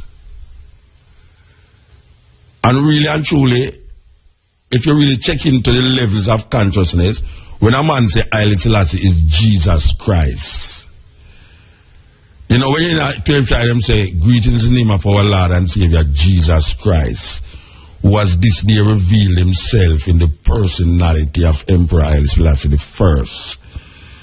What that show me say is that there is this Savior, which is Jesus Christ, that is now in the personality, not is the person himself, you know, but the personality. That is what 12 tribe emphasize. That is not the man them concerned with, is the personality of the individual. And the personality of the individual is Jesus Christ reflecting in that person. Now, my thing is that if I have to look for Jesus Christ in a next person or a personality, it simply shows me that Jesus Christ is the highest of the ones. So to me, that statement would that say Jesus Christ is more acceptable than Haile Selassie, because if Haile Selassie pass away, then that Jesus Christ will reflect in a next personality. So you can find a next personality that reflect this idea of Jesus Christ and put that Jesus Christ in that personality. So what you do is actually make Jesus Christ live continuously in different personalities. Now that to me might sound logical in that sense. But you see at the stage where I there, so now I never see that. I refuse to accept that. I refuse to carry this name Jesus Christ from 1500 years, 2000 years, 1000 years, to carry it coming on my reality as now. Because I know that there's a way that I, in Africa, used to see it, that have no connection. Long before there was any man with the name Jesus Christ, black people did sink into them emperor, them pharaohs, them king, and them queen. The pharaohs was accepted as elect. The pharaohs were accepted as persons that is supposed to be sacred and divine. It's just that now because we take the side of the people them who is manifesting and writing the book, we demonize the pharaohs, and we demonize how the pharaohs was viewed. Because now we don't want to view the pharaohs like how the people of Kemet used to view the pharaohs. Yes, still Rasta come and view Haile Selassie like how the Kemet people used to view Pharaoh, but they have to make a connection with something that just exists 2,000 years ago, when we could have been making that connection with ancient Kemet, ancient Ethiopia, where the emperor or the pharaoh was seen as divine without any qualms about it. We choose our divinity and we reciprocate with that divinity in the personal and person of the emperor or the pharaohs. So when we say the pharaoh, we're talking about a person who was divinely elected. And all them divinely elected by the people. That's why them say elect of God. Elect of God represents the voice of God, which is the people electing the emperor and the pharaohs. But we choose to use the logics outside of our Kemetic expression, Ethiopian expression, and got to know a 2,000-year-old thinking. We have to connect our spirituality with this just one individual who is nobody who's talking about it, know anybody who know him. It's weird. Here black people had discussed a man, supposedly that was in history, that nobody who talk about him know him. The greatest authority on this man named Jesus Christ is a man named Paul in the Bible. And Paul admit, say him never know this man. Him hear about the man, but him never know this man. The greatest authority on the written word of this man is Matthew, Mark, Luke, and John. And nobody can identify who were these people. Who was Matthew, who was Mark, who was Luke, who was John. All of them is speculating because there's nowhere in the Bible that tell you about this man named Mark. There's nowhere in the Bible. It's the same way when the belief says Moses write Genesis, Exodus, Leviticus, Numbers, and Deuteronomy. And now the scholars and the theologians is now recognizing that this was not written by one person. It is impossible based upon the language and the context in which it is said. And I keep throwing out this question to many people. I say, if Moses write it, why is he speaking in third person? Nobody writes an autobiography. And nobody writes a story that includes the person who is writing it and write it in the third person. I keep asking these reverend and scholars, including Mr. Ian Bowen. And Mr. Ian Bowen has shown it off like him not really recognize me. I said him no say a true me attack. If Moses wrote it, why is he writing it in the third person? That alone show me say it's somebody else who knows somebody else I write the thing. And it's the same thing now with Matthew, Mark, Luke and John. So when I want come to me and I tell me say this and Jesus Christ and Jesus Christ, which man know any man who named Jesus Christ? It is a faith thing. It had nothing to do with reality. It's a faith. You believe in it and it kills you or it cure you. Simple. And it help a whole heap of people and it don't help a whole heap of people. But what I say is that most people who believe in this thing, they have created more damage to the minds and the brains and also to civilization over the past 2,000 years. They have created more wars and divisiveness amongst people than any other group that I know, barring none. More people has died because of belief or not believing in this thing. More people, land has been stolen because of the belief or believing in this thing. More slaves has been created. Here this virgin now when come with film foolishness I talk about is misinterpreted. Slaves must be obedient to their master, and the master, the master might be God. So I as slave, I must be obedient to God. What kind of foolishness is that?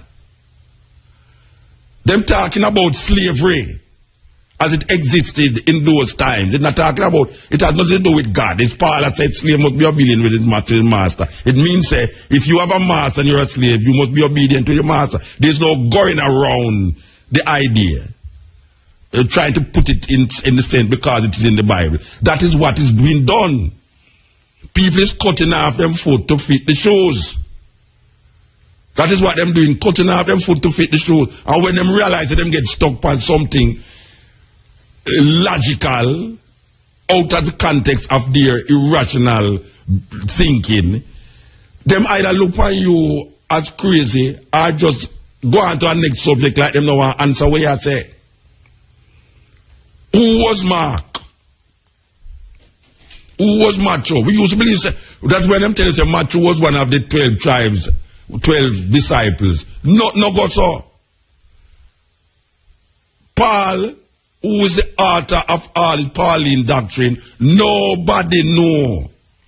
This guy named Paul, who write all these things to all these people, him never know nobody named Jesus Christ. And now them say Paul and Peter get killed, and Peter get buried under the St. Peter's Basilica. So Peter was the first pope. All of these things them tell we. Who is telling us these things? It's the same guys them we take we from Africa and bring we on here. So the same guys them who did have we in a Elmina and Cape Coast and have our mothers and sisters in dungeons of filth. Meanwhile, them dip on top of them and pray to Jesus and a drink liquor same time. We not ask you that. We know that because we got to go see that. The same Elmina Castle, the same Cape Castle, where all our ancestors have two church at the door. As you come out of the castle, so there's two church there where the guys them who, after them rape with picnic, with children them, rape with mother, rape with father, lock them up in a dungeon. That's where you lock up in the dungeon. And I know something with me hearts, nothing. And I know something with me hearts. Me lock up myself in that dungeon there already. And me stay in there 15 minutes and I have to come out. And them say this is the bad slave dungeon. Where you lock up in there, you can't even see the darkness. The way the place stay. And in there, so them lock up our ancestors and put them in there. Meanwhile, them on top upstairs. I have church service. And I thank God for the bountiful amount of slave where them get now for carry come on here, so.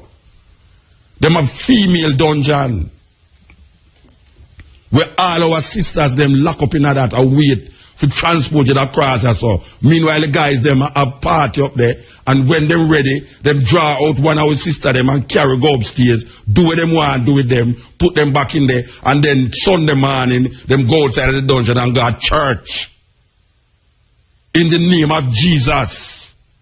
And them carry command so in a ship with them presumptuously call Jesus too. Because them use the name the ships are for biblical icons. And one of the ships them was SS Jesus of Rubek, where these John Hawkins ship carry away. Come on, your son. And black people in the name of Jesus and look for Jesus to save them. And when you say, no way, Jose, them say, you're going to go burn up in a fire. The omnipresent, omniscient, all compassionate Lord is going to burn you in fire. Because He is a jealous God.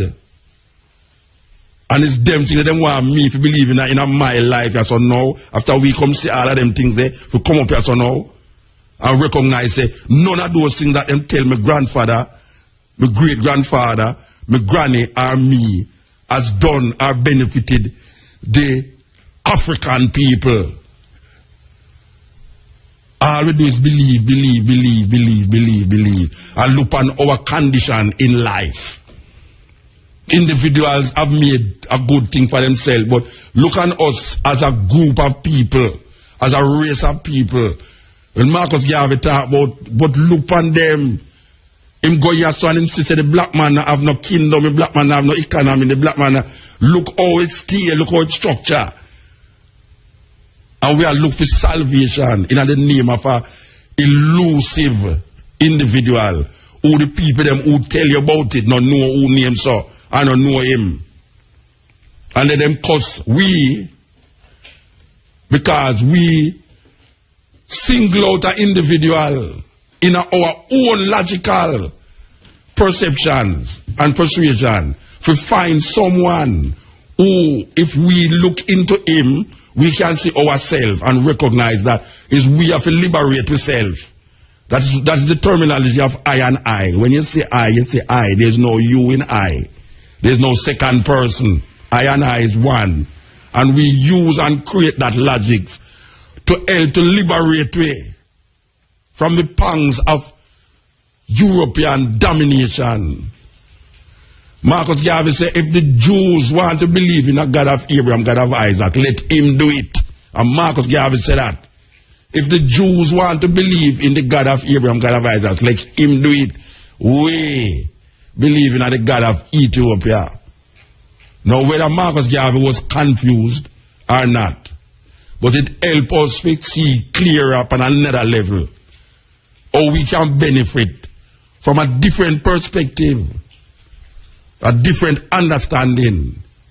That's why when you hear a man say God, the Trinity now, him not talk about Trinity as it relate to God the Father, God the Son, and God the Holy Ghost. But we find all different kind of Trinities to connect himself outside of the logics of the European God the Father, God the Son, and God the Holy Ghost. Him gone way back all a Kemet. And he might talk about Isis to Soros and Horus and all these things. He might talk about sun, moon, and star, eat, air, and water, just to get himself out of the Trinity. Even the Bobo them create them own thing. Them say Marcus Garvey, Prince Emmanuel, and Haile Selassie create them own Trinity. For them own logics to free themselves. So we don't have to go use for them logics every time continuously. And feel say, boy, if we don't use for them logics now, we're going to burn up in a fire and damnation and all them things there. Earth change. Things now get better, things now get worse. So every man have to find him salvation.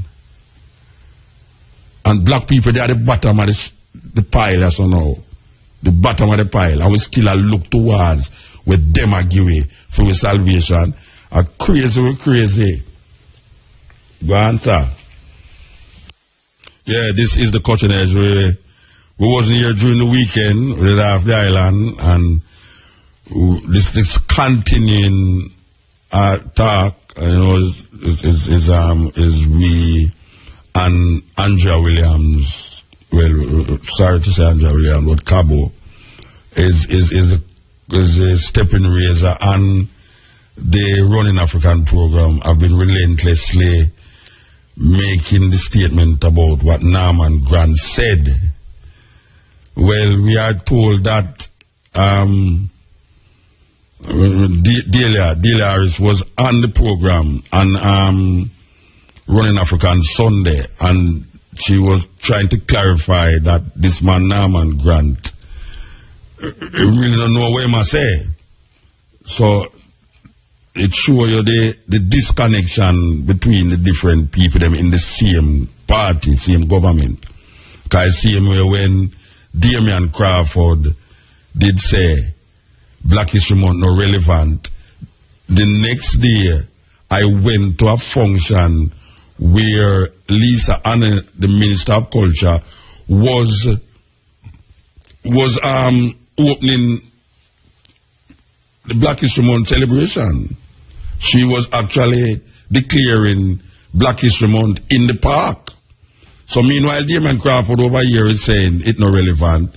The Minister of Culture is saying it is relevant because they had a function in Emancipation Park about Black History Month. So here we come again now with this Emancipation Day. And this man, Mr. Norman Grant, is saying about Denby is the only celebration that is going to be kept for emancipation. And here is, coming from the Ministry of Culture, Delia Harris is saying this is erroneous. The normal Emancipation Jubilee at Civil Heritage is July the 31st and August the 1st, which is what used to happen before. And you know them used to have watch night vigil and celebration of drums and in every town square, August the 1st. So there is, Mr. Norman Grant, you need to contact your people then before you start to run up your mouth and make man like me or make Cabo go up on the case and then people have to come say, we have stir up trouble. We are told that the regular civil heritage function that used to keep a civil will be kept. And there's a celebration of drums in every town square August the 1st.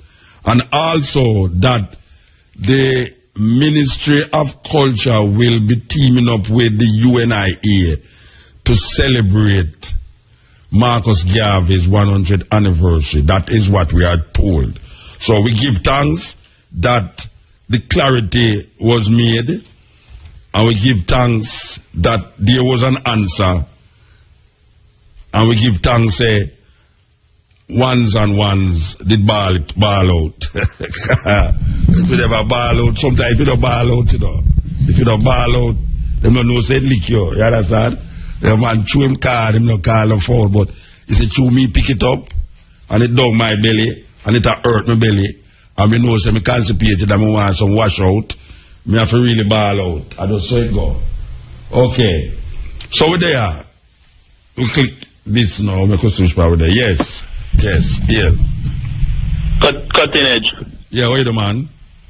Yeah, man, the Alabama, DJ Kev. You should know already. Yeah, if me know you, man. You can't hide your voice, man. If me don't know, say you know something wrong with me. How going, Uncle? Well, we there, man. We there try clarify some things and not confuse up some of that things. Yeah. All right. I soon come to soon after vibes. Me not fear up no vibes. Yeah. I like talking this and talking that. Someone say them come red, come yellow, come blue, all kind of thing are going. Yeah. Like the brother explaining come and tell us for life. Him say my come red for life. Yeah. He can't change color. Yeah, him not evolve into nothing whether or not. Whether the thing wrong or not, you know. Him say him have come red for life. I like knowledge you them thing there, no? Oh, I mean, my ignorance to them talk, ignorant talk that. Anybody who talk that, ignorant, them ignorant, man. Ignorant, not true. Yeah. And nobody now come in no ways to teach me how to live longer, happy and a healthier life. No man now come and attack them thing there. So, before me even start, me yell up Rastakura, I always talk to him on the Facebook that we share knowledge and idea. Big up Rastakura, see it? And you have the new Damian Marley tune out about Gunman's World. We have Gunman's World. Supposed to. We have every tune, man. No, you talk about, but we have every tune. We find it and regularize it. That's from YouTube and YouTube. We have every tune. But yeah, man. I'll be happy to just type it in here. What you want, though? You want here tomorrow or you want here tonight? Yeah, man, you can play it, man. But what we are saying now, we want to talk about the idea of earthing. Which are simpler, reconnect back with the earth. Whether you walk barefoot or you do a little garden. Or the barefoot thing you talk about, you know.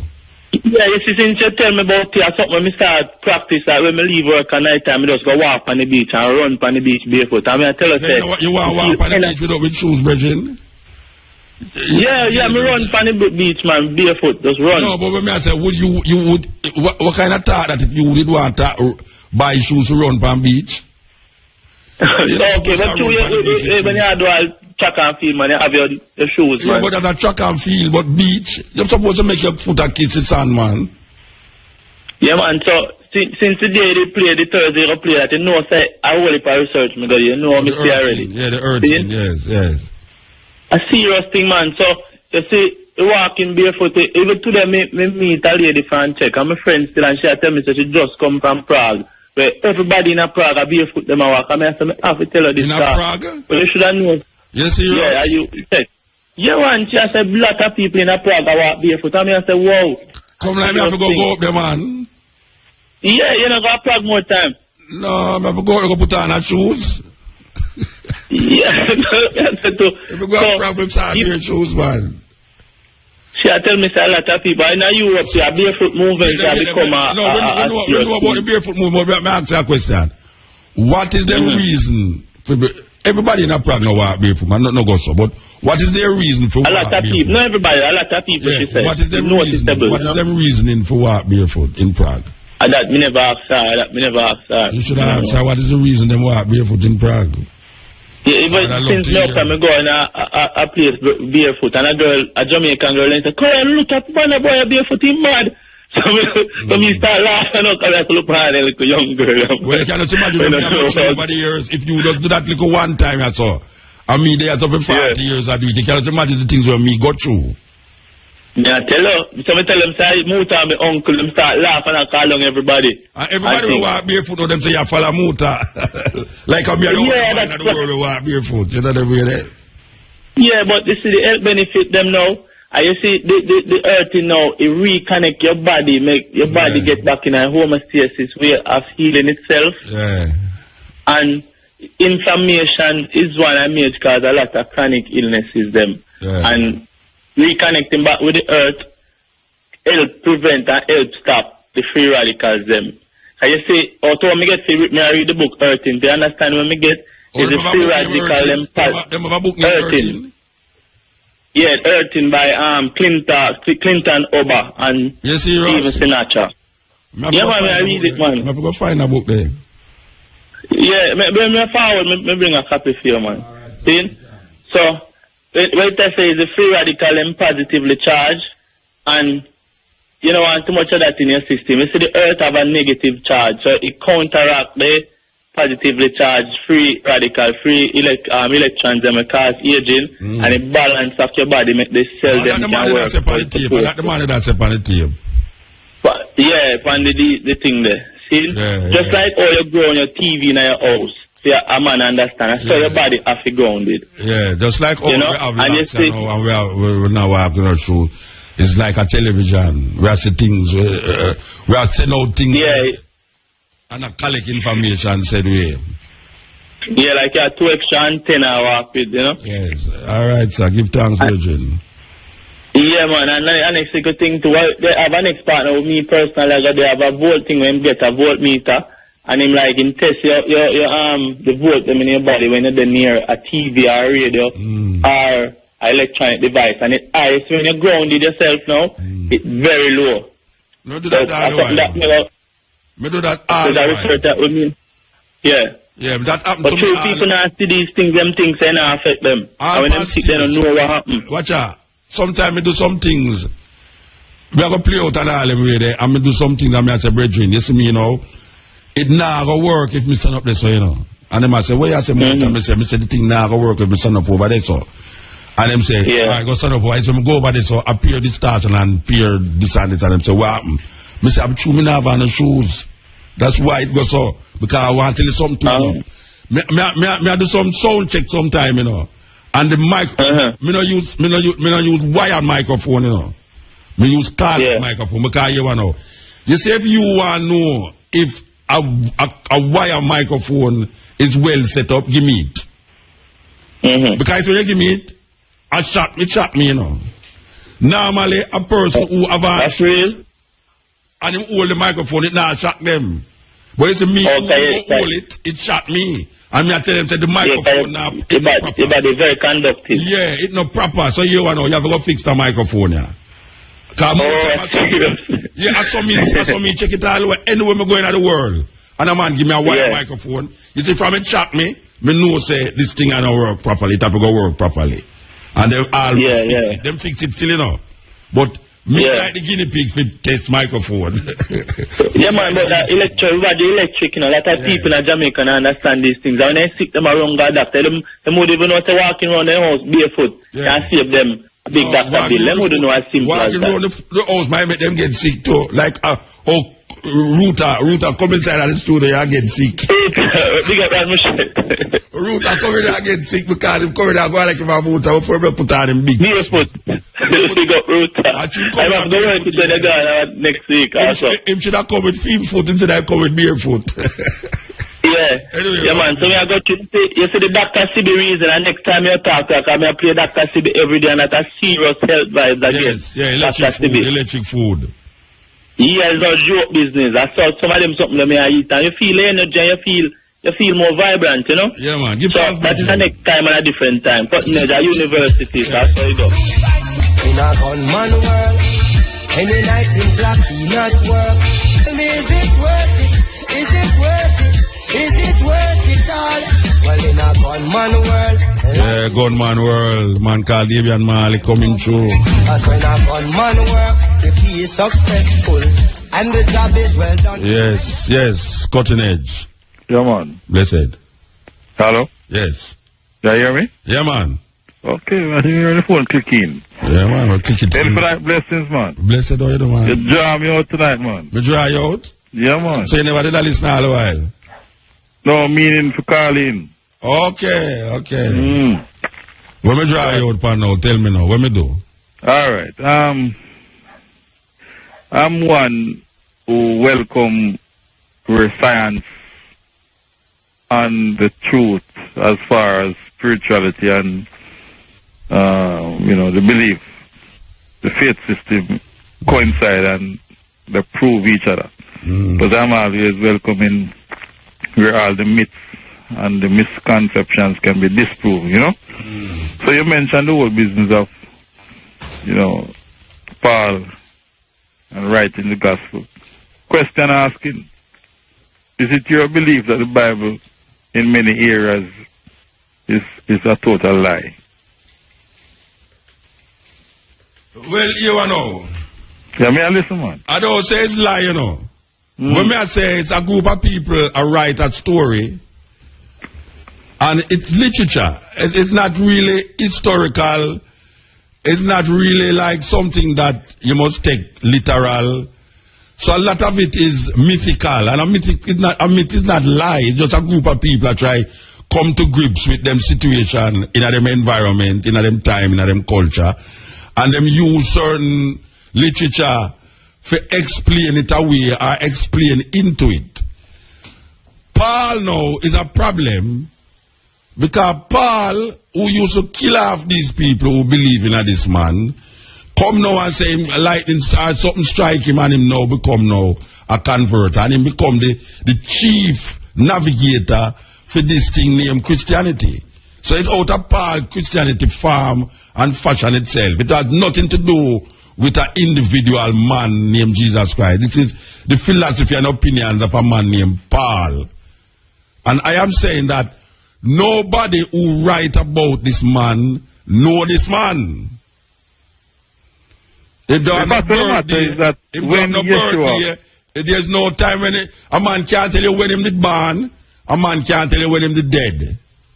Date, and you have man will live 4,000 or 5,000 years and you can't tell exactly when him did born, the day when him born, the year when him born. And this man just supposed to be there 2,000 years ago, and nobody on earth can tell you what day him did born. Hear what happened now, Muta. The way how you analyze history, and in particular biblical history.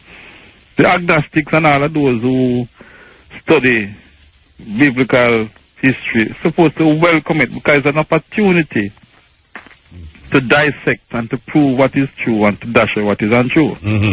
So if you really looking for truth, one should welcome these things. One of the things that I have heard from different ones and ones is the Bible is one of the most accurate books in history, because most of the things in it you can go back in time archaeologically and geographically and identify the names and places, and in many instances in the entire book you can actually establish the time and date. Right, give it for instance. Give it a for instance. The Noah's Ark. Which part Noah? Where in history them locate Noah's Ark? Them found it sometime back in the 1900s. No man, nobody no find on Noah's Ark, man. Them believe them didn't see something like Noah's Ark on top of our mouth. Them say a space. When I say space, I mean an area that look like it could have facilitated this ark. But in further investigation, them realize no, it's not that. There's no identification. They have no come out and said it's not that. Yeah, there's, of course. Go back. I'm not in possession of that information. Well, go on your internet. Go look on it if you don't want to take No. I'm not here to debate. What I am saying to you, if you say something, you know, the last person, I don't remember the man name. The last person who go figure it out, and if they truly believe, say the area where him go now, which is different from the 1900 thing. Yeah. Him truly believe, say, him go find it now, and him go up there and spend how much millions of dollars with all these equipment and thing, and really go up there go find out, say, it's an ancient, it's a stone. It's a large stone that if you look on it from the sky, it will look like that. But when on further investigation again, them go find out, say, it's not no ark. Yes. So, and as a matter of fact, there are a lot of flood stories in the Mayan culture. Yeah. In most cultures around the world, there's a lot of flood stories that equal up to that story in the Bible. Yeah, I've heard that reasoning as well. Yes. And there are a couple errors in the Bible as we in the Western world know it, because even the Red Sea, the original transcript, it wasn't really a Red Sea, it's actually the Reef Sea. Sea of reeds. And it wasn't as deep as people think it you know. Let me not go cross it, ready. Me go cross it, yeah. Me seal upon it. I invite you to, there's a book that has been, is a culmination of 20 odd years of research by a Jew who became born again, who have identified every flaw in the translations as we know them, whether it be the King James and the you know, the New King James or the Living Bible or the Message, whatever. And he has come up with a book called the One New Man Bible. I haven't gotten a copy of it as yet. I saw him do an interview and he said there are a couple errors well in the entire Bible. Because, for example, in Matthew chapter 17, verse 17 to 21, that talks about the man who had the son with leprosy. And then bring them to the disciples, and the disciples them couldn't heal him. And then them bring him to Yeshua.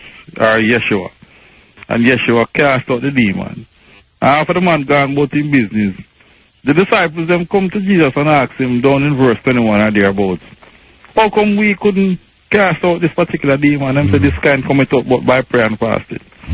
That is in the King James, and when you check the NIV, them cut it off from about verse 20 or there, but that is not there. But Mark get cut off to them. I've done several search of different translations, and what most of the people who spend time studying, they say no matter how sweet the other translation sound, the closest thing to the original Hebrew and Greek translation is the King James. But even then, the King James have a error or two. Not error or two. No, it has errors. You know, it is translated by man, commissioned by King James, as we know. I refer you to a book named the Bible of Bibles. I will refer you to that book, the Bible of Bibles. The Bible of Bibles. Yeah, I'm gonna get it. So I am acknowledging that in the different translations there are errors, and also, and this is something I don't hear you mention too often. a lot of the so-called different denominations within so-called Christendom. I don't call myself a Christian. I call myself a servant of the Creator, a son of God. Because the Christendom is a Greek thing. It's a Roman thing. That's why they used to call Europe before it named Europe. Yeah, so it is not necessarily in my revelation at this point in time the accurate thing. The accurate thing is to be a servant of the Creator. Now, as far as I'm concerned, you know, the translations were done by a lot of certain denominations, which are just tributaries of the original thing. The same Roman Catholic thing. Marcus Garvey himself was a Roman Catholic, was he not?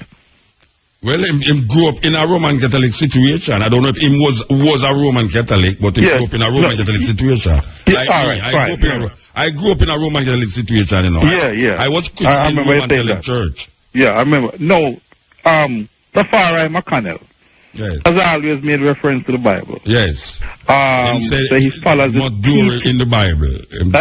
Same glory in the Bible. Yeah, he follows teachings of the Bible. Yes. So, it says to me that he was able to identify truths in the Bible. But I never tell nobody to appear line of the Bible, though, you know. I never come out in my brains and say, appear line of the Bible. Because you have messages that you can live by in the Bible. Muta, that's I'm very deliberate in talking this way, because what you have done, you know, you have focused more on the elements that have been very distasteful to you, and because you have spent a lot of your energies enunciating those, there are a lot of people now who just going to get a totally overall impression that may go in the wrong direction. I'm not saying that some of the things that you are saying is not true. I listen to you very, very keenly, you know, because I'm not here to get into debate and who for point. I listen for truth. I listen for here. I know that when I listen to your heart, is a man who seek truth. You seek truth so much that you travel the world and you incur the necessary heat and cold and all these different difficulties to prove the information that you have read. You're a man who read a lot to prove a lot of things, and that is your quest in life, to find truth. So I identify that in you, and I respect that. No, at the same time, I don't necessarily swallow everything that you may say, hook, line, and sinker. But I never like you that. I never want you to do that, because I may eventually change tomorrow. Yeah, man. No, but you see, if I'm going to be having a certain level of wisdom, I can't throw the baby with the bathwater. There's no one individual that prophesies the entire whole, you know. Yeah, we all have something here too. Stick up in. Remember, I said the Bible is a collection of books, you know. Absolute. Yeah, so but because you accept one book, you have to accept the other. There's 66 books in the Bible. Not because you accept 10 books out there, you must accept the 56 the others. No, I have read all kind of books, and I believe that the Bible is one of the more accurate books of all books. But accurate for what? Accuracy in what sense of the word you're talking about accuracy?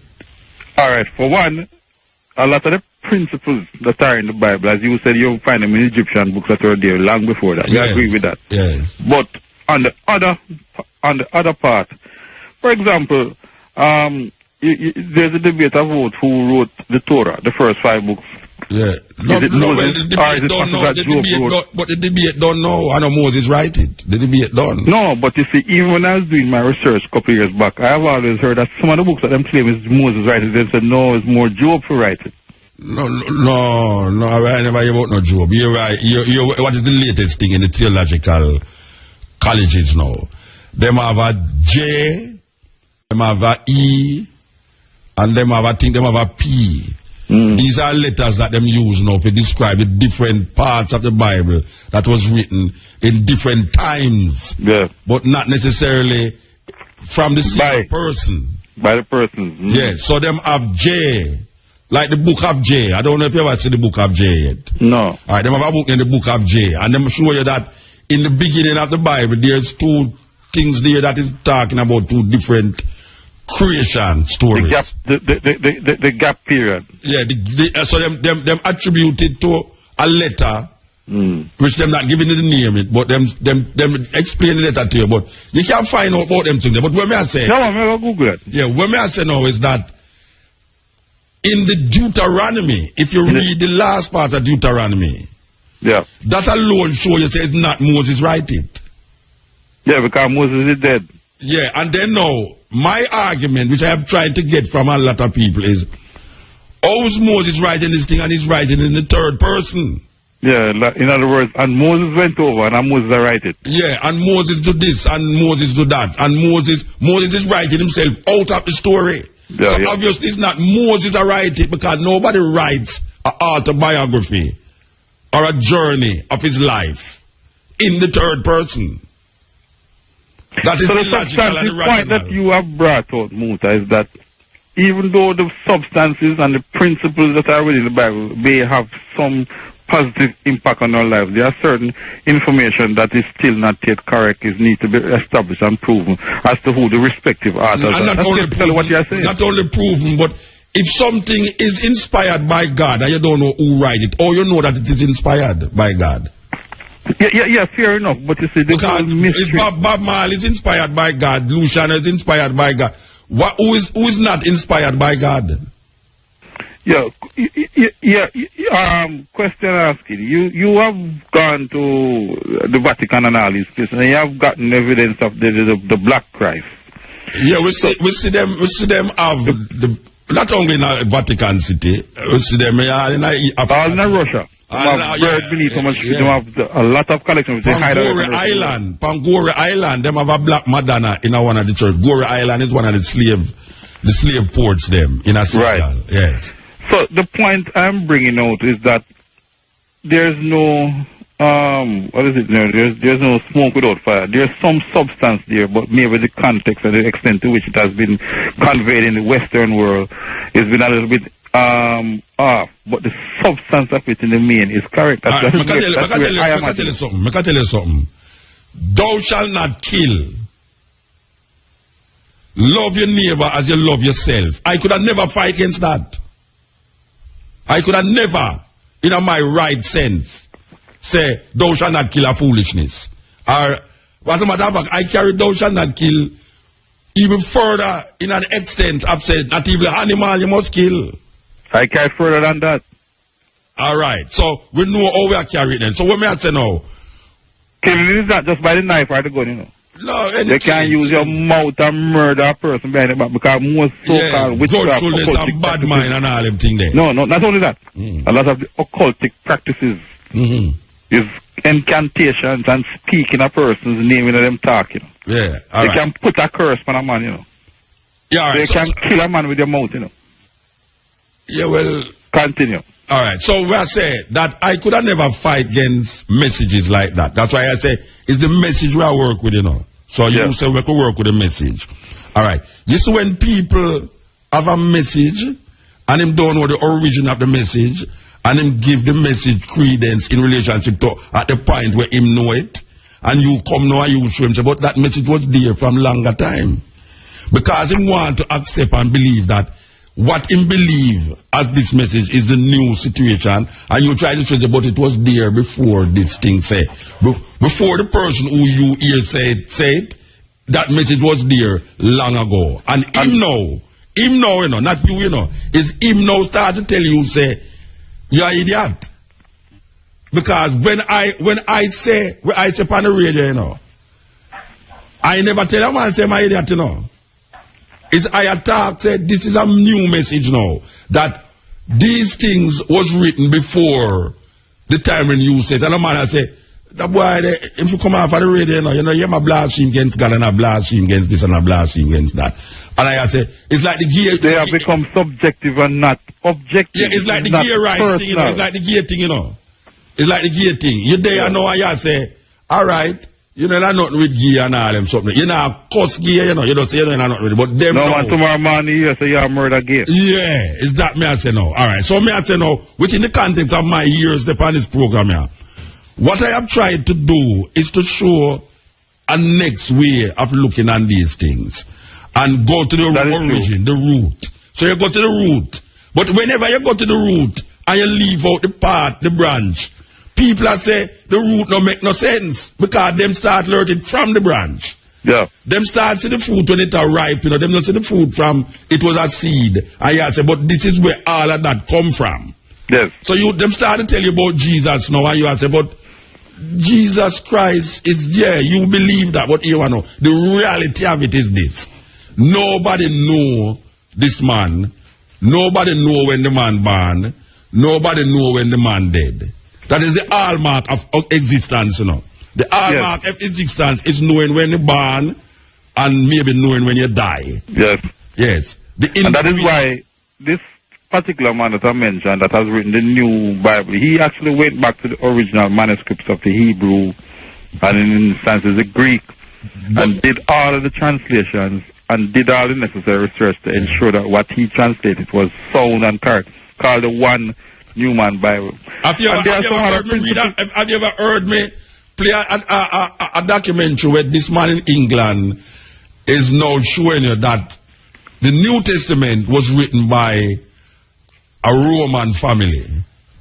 I heard a play something, I never listened to it fully, but it was actually discounting a lot of what was being ascribed unto the New Testament. I remember you playing it. I never listened to it. Well, there's evidence. I don't know. I just tell you information. There's evidence to show that the New Testament was not written by the authors that the Bible says was written, but it was written by a Roman family.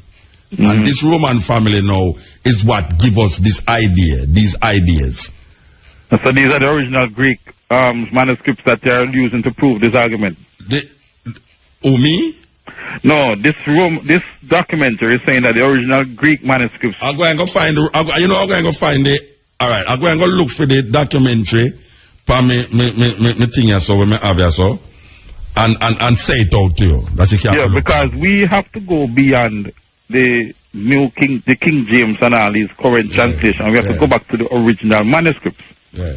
We have to go back to the Hebrew for the Old Testament, and we have to go back to the Greek for the New Testament. You understand? If you go to the Greek for the New, all right. You see, the Old and New Testament is also a misdemeanor too, you know, because it's the Christians that call the Hebrew book Old Testament, you know. All right. So the Christians call the Hebrew book Old Testament because them say no, where them having Jesus is the New Testament. But if you say the New Testament, there's no time that the New Testament was written in Hebrew. It was Greek. It was Greek.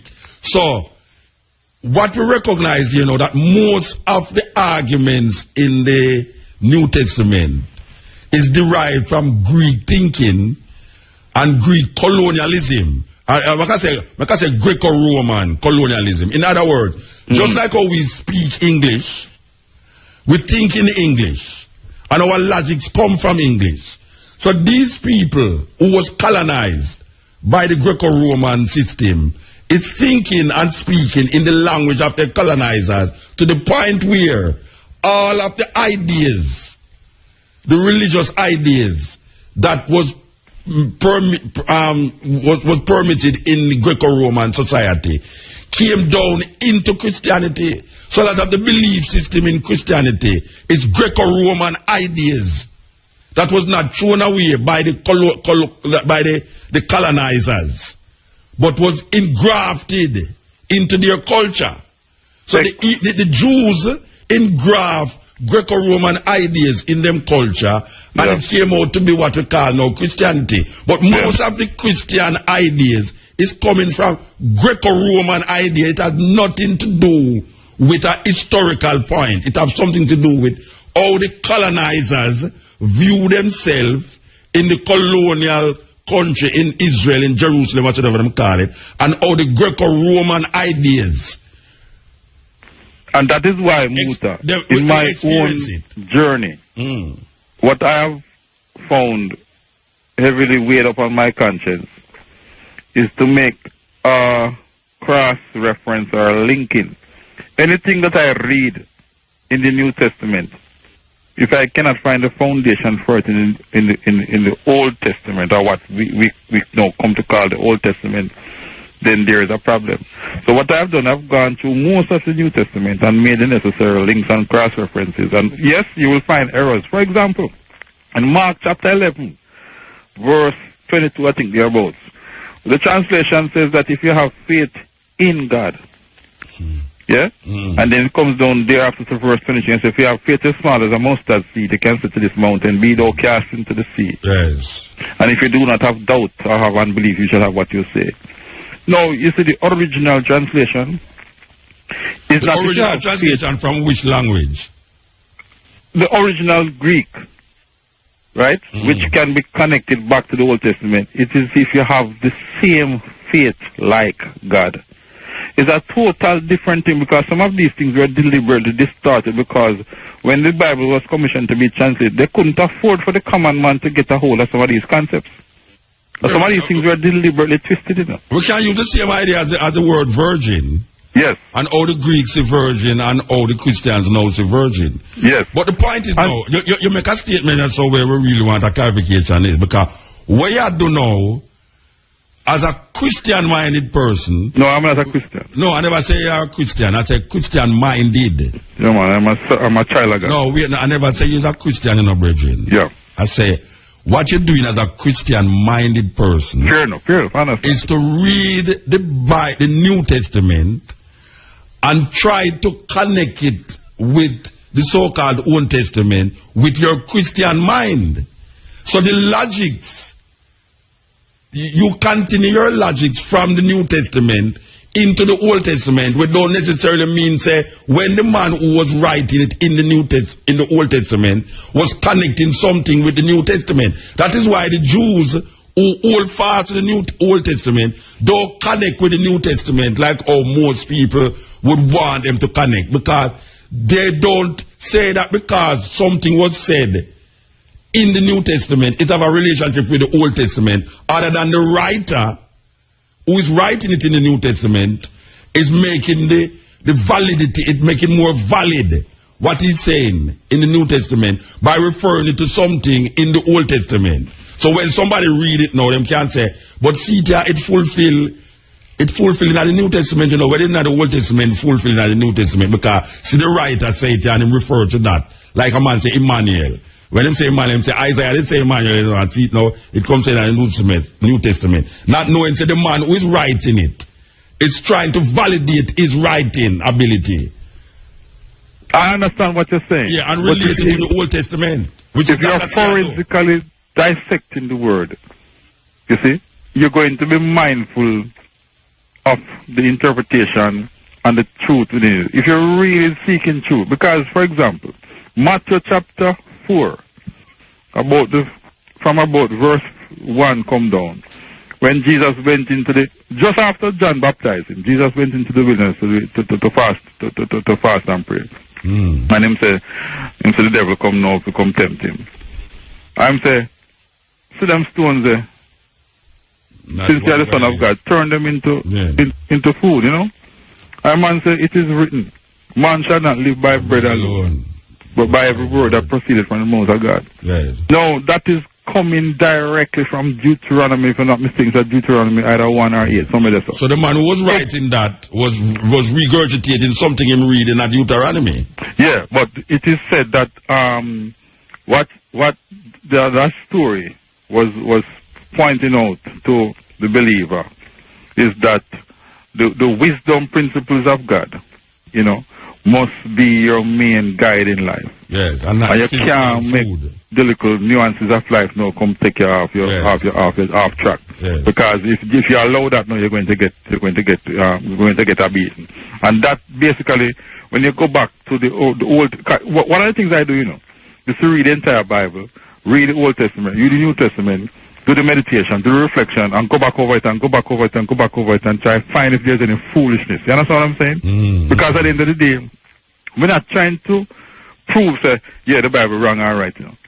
You have to have some amount of wisdom within yourself to can identify foolishness whenever foolishness presented. Discerning, they call it. Discerning. Yeah, so a lot of people, even people within the church, they just hook and line and sinker, just gobble down anything you said to them. No. Yes, you said something years ago on your program. You must ask questions. Yeah, but you must ask questions. But you tell a man must ask questions and say the Bible that you don't need to ask no question. It's the Bible that. No. But it's the Bible have errors in it. But it's the word of God can't have error. No. The translations have a lot of errors in it. God in his wisdom would not allow a man to translate the Bible and put error. No, the substance of the translations carry some amount of positive weight on society, but there are errors in it, there are flaws in it. No, but I am saying to you, I understand, you are pointing out to me what they are saying. God in his wisdom would never allow his holy book to be contaminated with men who don't know what they're doing, because it is an holy book. It cannot have mistakes and error in it. And there are some other deliberate things, you know, that are being covered up from the seminary schools. Yes. I didn't physically meet this man, but I see this man on the cable a lot, on the internet a lot. This is a man who, and this is going to shock you. This is a man who, for 9 months straight, his testimony is that he was cooled by the Spirit of God for 9 months straight. Every day at a particular time, the Spirit entered his home and showed him that a lot of what is being taught in the seminaries is totally wrong. The word reverend must never be ascribed unto nobody but God. And yet we're calling all the men them reverend. So the only thing you should call him is shepherd that would feed the flock. And they call him father too. And he shouldn't really call him pastor like his cow you're dealing in the pasture. He's shepherd. No, but pastor, wait a hold on, man. The pastor and the pasture is two different words. Yeah, what he's saying, the word pastor should not be used. In other words, if you understand in word science, because it's in John chapter 1. Why you shouldn't use the word pastor? Because the concept is about shepherding the flock, as opposed to cows, which feeds on a pasture. Okay, all right. Yeah, I'm not quoting the full depth of it because several years ago. But one of the reasons why I listened to this man, he had the testimonies and he had the signs and wonders backing up his ministry, where he points out a lot of the flaws in the modern day church and Christianity, where he said that if the church does not have signs and wonders following it, there's a problem. If you are truly supposed to be a vessel of the Almighty, you're supposed to be able to do certain things that the word speaks of, and this man had those signs and wonders following him. A lot of what is being called tithes and offering, and this is why the secular has a problem with tithes and offering, because in Luke 23 thereabouts it says that the weightier matters of the law, we don't pay attention up to that. You know, the whole business of loving your brother and sowing to the poor and helping. But we're focusing on this pharisaical, legalistic thing about tithes. He's not saying that tithes is not a part of your walk with the Creator, but the extent to which the churches pay attention to it. Well, that is why it causes the secular man to say, see, the church is wrong, wicked. Well, did you know all they want their money. In America now, them have ATM machine in the church. Yeah, we understand that. So the whole thing has become commercialized. No, I know that. I know of that. Yeah, ATM machine in the church. You see that come out of Jamaica. That's who come out of Jamaica. And one last thing. Leviticus chapter 11 verse 7 says that this is the swine, thou shalt not eat it because it is unclean to you. Why is it that every time a person is ill and goes to the hospital, even the very Western doctors, some of the first things that take care of is the very things that the Bible says you must eat. And yet the people them come out and gone back to eating these things. I never know them give people pork in hospital. No, if you have a problem and you're going to hospital, the doctors recommend that not only they cut out the pork, but a lot of stuff that they must cut it out. Yes, cut it out. No, you must stop eating all of these if they're going to help you to get better. They cut you off from eating all of these things that we take for granted. You normally say you take your teeth and dig your grave. No, I don't totally subscribe to not eating meat. I know that at the end of the day, if I had everything that I want planted in my backyard or my little land here and there, I can easily do without meat, because some of the best burgers are veggie burgers. Well, look at it from a humanistic perspective rather than a health perspective. We have to move though. Yeah, the killing. Yeah, we have to move, yeah? Blessed love. All right, give thanks. Yes. Go on. Yes, cutting edge. You know, a conversation there a while ago, it's one of them conversations where we really hope for, because if you notice me and this version attack, me never raise my voice and him never raise him voice. I'm never there for you to say, hold on, let me tell you something now. You know, listen to me I say, no, there was never a time when them words come up in my mouth. Usually you talk to a man and you try to say something to him and him not listen to you. You might listen to him radio, this and that, and it not get civil. And me make my blood pressure go up and all them time there. You know, me reach a stage though, me not really want my blood pressure go up, you know, because GPS I make it go up too much already. Much less we come here so to make it go up. But me and him a reason for about half hour, and a reason, and we not shout at no one another, and me not hang up the phone upon him, even though it take long, and me and him a reason, and we have put cross the points, them and them thing there. You call it civil conversation, civil. You know what is civil? Alright. Make us know if this is a civil conversation, why am I so now? Yes, cutting edge. Yes, greetings, Muta. Blessed. Yeah, man. Yeah, you know, the problem with chasing up, we're thinking back to the Hebrew scripture, you know, it's limitless. You know, even as myself, when I just started shedding Rasta, you know, they went back to the scriptures because that's a comfortable with, you know. But you can even further now, as I say, we look forward to Egypt, Africa, what we say. Chemita Ethiopia, you start look for. Yeah, you know, that the Hebrews actually get them things from, because you never see them own text. You see where the idea of this divine kingship, because in Ethiopia and Kemet, they got it when Abraham met this man who he called Melchizedek. And at that time, at the earth, only the African people had that idea where you had the king was divine. Yes. And that's because actually Precious Samuel has them set up a system. Yes. Similar to what they had seen Melchizedek, which was what the African people had. Yes. And even when you check it closer, you know, when I check the story of the family Kebanega, talk about the Ark of Covenant coming back to Ethiopia. When you check the original history, you just see that the Khufu's chamber, there's a box there in the pyramid from Egypt, when it's coming from the Ethiopian idea, that is an exact precursor to the Ark of the Covenant. Alright, you know about the... Hello? Yeah, man, I'm here. You know about the... Is what that? Well, I know. Alright. You know about the Ashanti stool? Yeah, man, no, but Ashanti stool, man. The Ashanti stool symbolizes the same thing to the Ashanti with the Ark of the Covenant symbolized to the Hebrews. Yeah, man. It's the same story around it where it come from the sky, given to a chief, a god. But the point is why I make it, you know, relating. It's where I go out with this thing. I hear okay. Yeah, you hear that little thing? No, we're not hear that. All right. Where may I try to say in relationship to Haile Selassie that you see the story where you just say that the Africans were the first people them to see them king as divine. Yeah. That is what Rasta don't know, you know. But guess what Rasta don't know? Rasta associated with the same Judeo-Christian mindset to validate it. Which it don't really need to be validated through a Judeo-Christian mindset. Because it stands by itself before Judeo-Christianity did exist. Where the emperor was divine. And even the symbol of the lion, if you check on the desert in Egypt, you see the symbol of the lion represents the king was even there from them. From them time there. So we do not even need the Bible for the Lion of Judah. The Lion of Jesus is there, you know. Yeah, it's what you see, because we have to validate that even Ethiopia, you know. One asks a question and I ask it all the while, you know.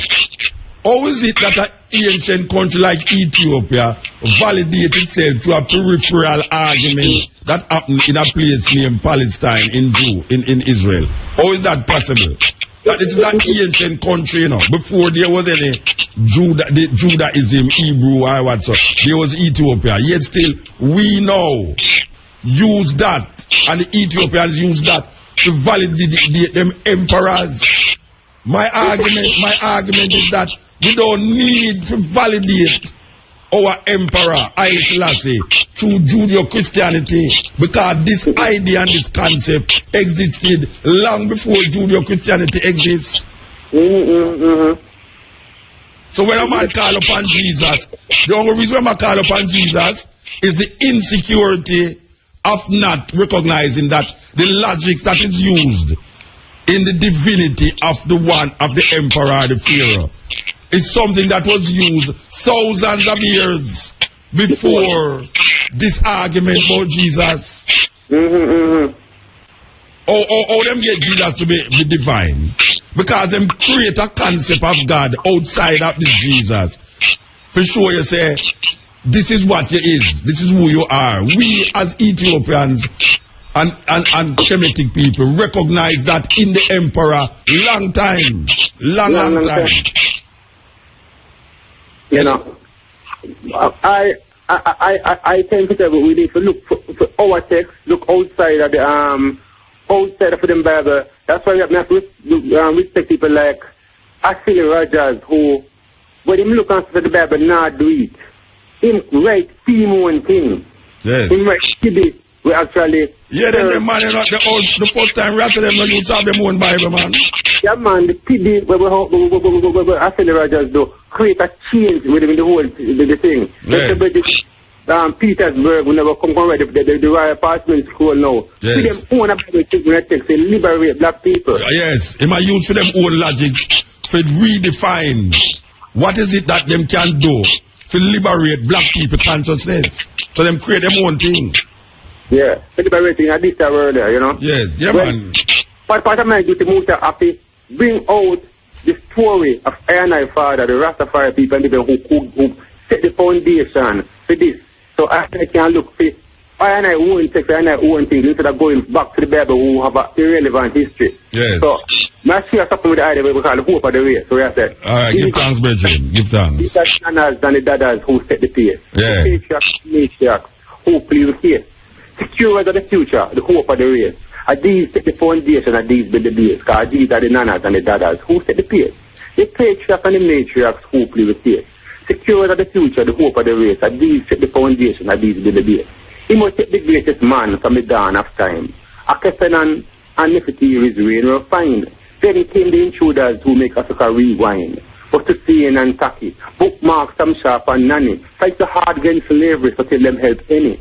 Prince Hall stood tall, and we kindle African Freemasonry. George Lila Moses Baker generate no African Baptist missionary, and Alexander Bedward was a revolutionary shepherd who led many. These are the nanas and the dadas who set the pace. The patriarchs and the matriarchs who play the pace. Secure the future, the hope of the race, and these set the foundation, and these build the base. So Robert Ashley Rogers, you with the Garsley and the Holy PB. Valentine Petersburg, you with the Royal Apartment School of Black Supremacy. These two books helped inspire Leonard P. Howell Promiscuity and other early leaders like Robert Hines and Archibald Dunkley. Joseph Botany Libert started the preaching of his divine majesty. Rastafari probably wouldn't be without Malimu, Marcus, Messiah Garvey, even though he tried to discredit Rastafari and even disrespect his divine majesty. Agang Bungu Maharaj first established the Rasta liberty. Now these are the nanas and the dadas who set the pace. The patriarch and the matriarchs who play the case. Secure the future, the hope of the race. And these are the foundation, and these be the base. Now Prince Emmanuel, Cyrus, Bonaji, Valentine, and Yad all played a part in irritating the trad. Rogers and Petersburg, Garvey, Howell and Henry work with the wife they had. So Miriam, Lula May, Amy, Tehen, Edna are the matriarchs who led in the trad. Eden Haile Selassie, and Empress Menin, teaching good over bad. Sam Brown, Plano, Bob and his team did make a start. Bongo Rocky and Baby I, Issa J, Ivy and Ivy, Bongo Tani and Time all played a part. Free Eye, Jerry, Kabu, Elite, Isis, Miguel, Muta, Mitzi and Gary I touch the people them heart. Now these are the nanas and the dadas who set the pace. The patriarch and the matriarch who play the pace. Secure the future, the hope of the race, and these to the foundation, and these to the base. Yeah, man. Give thanks, Bridget. Give thanks. Yeah, man. Yes. Okay, so it gone, the sound gone now when you turn on that. Alright. Next call. Alright, go on now. Yeah, this is the cutting edge, you know, say, little more we will be back here from 2 to 5:45 with the stepping razor, the art of war. And you know, it's a Ruta. Ruta look like you have to go come here next week, you know, because you could have deal, you know, we are go back to Africa next week, you know. Yes, you could have deal. If you don't hear, we're gone to Africa again, you know. Oh, we're not ease up with Africa, you understand? Okay. We are playing this tune for Sly and Robbie. Believe you me, we are playing for Sly and Robbie.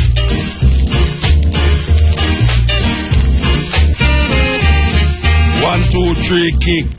Yes, that's what the true name. 1, 2, 3, kick. Yes. Yeah. Don't let me start the tune I know there, no. Yeah. Hello? Yeah, man. Speak, man. Yeah, man. You hear me? Yeah, me I hear you. Yeah, this me have. Who the woman first kid us. Ayabuki. Hold on.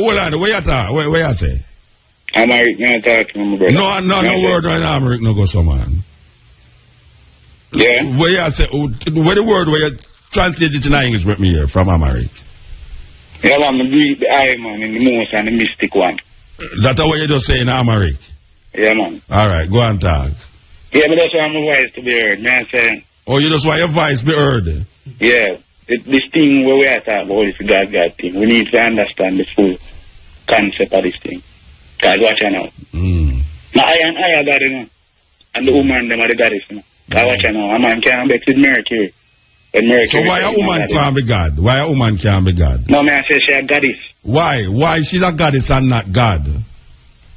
Because I are the God, man. I are the king, man. Then she and I too. When she and I come together. No, she and I are not she are not and I and I. So why is the sister not I? Why is she not I? You can't put her as that, yes, No, put her. What do you mean put her? Yeah, so it sounds like some little thing you throw around the place. Why a woman cannot be God? Oh, well, as man says, she had got it. No, I know you said that. I know what you're saying. I am asking you something else. Why a woman cannot be God? That's what I'm asking you. Yeah, it's not a big thing right now. You know why? Yeah, Mutabaruka. Because we genderize God. We genderize God. So God, to most of us, is E. Nah, man. To most of them, not to... What's that? Then why you say the woman is goddess and not God? That's why I now come to know me. I say that title. That's why I don't want to go around. No, that may answer why the title God is only related to E. Okay, we get the whole concept where you really try. So, but as I say, that's for them Christian ideology. No, but you're a Christian ideology too. But you're a Christian to make you say that too. Well, true. Our Christian thinking make you say that too. Yeah. Cause I grew up in a them thing, but me not go brand myself as them. I grew up in a them thing. Me not go tell you that. Yes. But I put it out till you know why a woman can't be God, why she have to be goddess. Yeah, but you really have a point, man. Me not go around. Okay, sir. All right, sir. Yeah, I'm glad you see. I just true for them ideology. Yeah. We just are used for them thing. True. Cause to me, you know, here my opinion is. My opinion is, you know, the mystic is not like me and you. You understand? The thing will make the whole world move and the whole universe and the Milky Way or whatever could never be like you and I. So why can't be like you and I? Why can't be that? The mystic no need. No, but you keep saying mystic or something you know you can't explain, you know. Why it can't be like that? Why is not I create the heaven and the earth? No, that mean I would have to exist before it then. Then I must exist before. Then I exist before it. So you. No, I never said about no you. I talk about you. So you said I exist before. Then the I don't exist before. I was before creation. The mystic within I, the mystic that is embedded in I now, which is the mystic embedded in I. Well, I know the Christian then call it the soul. Yeah, where the I call it. So where the I call it? We call it the mystic that is embedded in I. So why not say soul? Then why not say soul? You just try to be different from Christian. If I the same thing you talk about, why not just say soul then?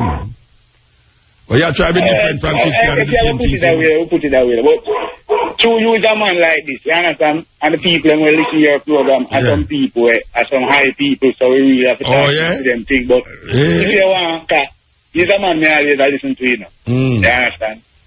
He's not a man who I know, but me acquainted with you. He's a man who used to say I work there and who used to do security work and things. But anyway, the point when we really are trying to give this. We need to come to the world. We as black people, we need to come to the world self. You understand? And know the whole thing. You understand? The sun don't need no help. The moon don't need no help. The day don't need no help. Such the night don't need no help. Which is, the day and the night is one place. People need to know all them things at all. You understand? But you need to know to the dog if I make too much noise behind you there. True. On the radio. Yeah. I've been used with that, but the point of answer still. Yeah, me hear the point. See, it's a whole heap of mystic thing to the thing. Yeah. So we don't need to have mix of the thing. Because where the sweetness come out of our cane. So when I say, where the sourness come from and out our line. Simple example, you know. You understand? So where the sourness come from? Well, I don't know. So where come from the lime juice, man? Where the lime juice it come from, man? Yeah, but where the sourness, what create that sourness in it?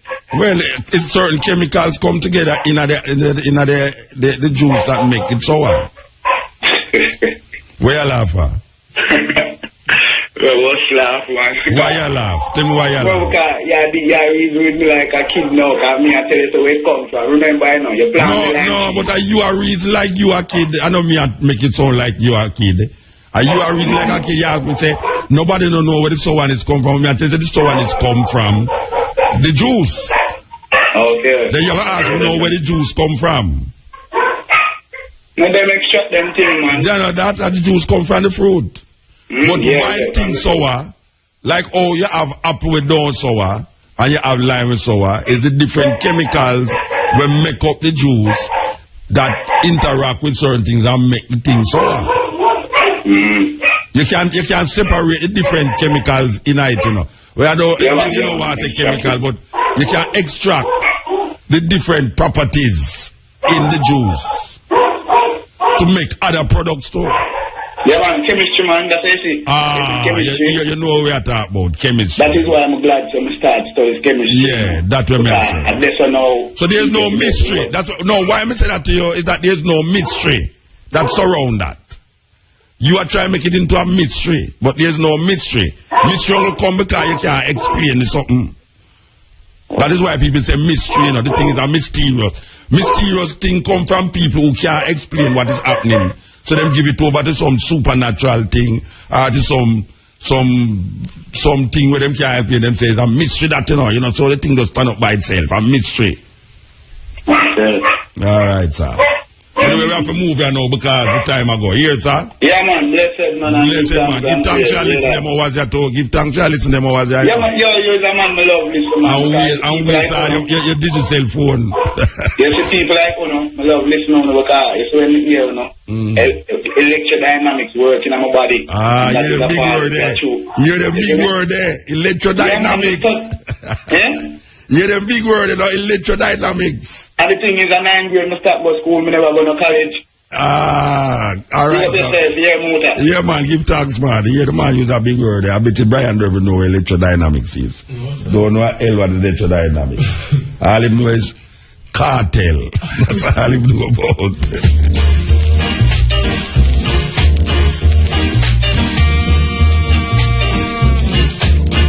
Yes, Cutting Edge. Peace and love. Blessed man. Muta. Yes, sir. Yes. I wanted to call and join in from one of them conversation there. What I have with some of them people there before. One of the things I want to talk to you about is the Bible. Look like it's the topic for the night. Yeah, it seemed that way. So, being that is the topic for the night, might as well just continue with it. Just continue, yes. Yeah. You know, sir, Muta, it's every time in my life, I move away from the Bible, Muta. the find is a mysterious force put me back on the path of the Bible. Right? But what is that? What is this mysterious force that you talk of? No, but when I say mysterious force, you know, I can't tell you what it is because to me it's a mystery. Because so it could have been something terrible I put you back there then. It could have it can be something terrible I put you back there. Yeah, it could be. I don't know what it is, but I go back there. Yes. But this is what I have to do. Alright. I'm going to express an idea to you. What if the Bible is a book that is just pure code? All it is code. So in order for you to read the code and understand the code, you need a key. Now, when the Europeans thief that book, they never get the key. Who them thief it for them interpret it and express it to us how them believe it is and how it should be. Alright, wait, stick up in. Yeah. The Bible is a whole heap of different books put together, you know. Yes. Alright, so I agree. The so-called New Testament. The so-called New Testament. Where you say what if it did have a code as a key? The New Testament was written by Greco-Roman thinking. It's people who was in the Greco-Roman thinking write it. No, but the ideas that are placed in the New Testament, Muta, these ideas far surpass the Greco-Romans. These ideas are coming in from the Roman teachers who were the Moors. Now you have to understand now, the Moors dominated the entire globe before the European even became civilized. Hold on a minute. You have the thing mixed up, man. You have the thing mixed up. Alright, then come now. Yes. Let me unmix it. Yes. The New Testament, before you did have Islam, you did have the New Testament, you know. The Moors were Muslims in North Africa. There was Africans who adopted the No. Alright. When you talk about the Moors in Africa, the Moors are the Mali people, the people in North Africa, from Morocco, from Mali, from Gambia, come down into Senegambia, go down. These are Tuareg with the same people that have a problem, you know. Them people hear me now, Muta. No. The Moors. Yes. When I use the word Moor, I talk about the Moorish kingdom. This Moorish kingdom spanned the entire globe, including North and South and Central America, going right across.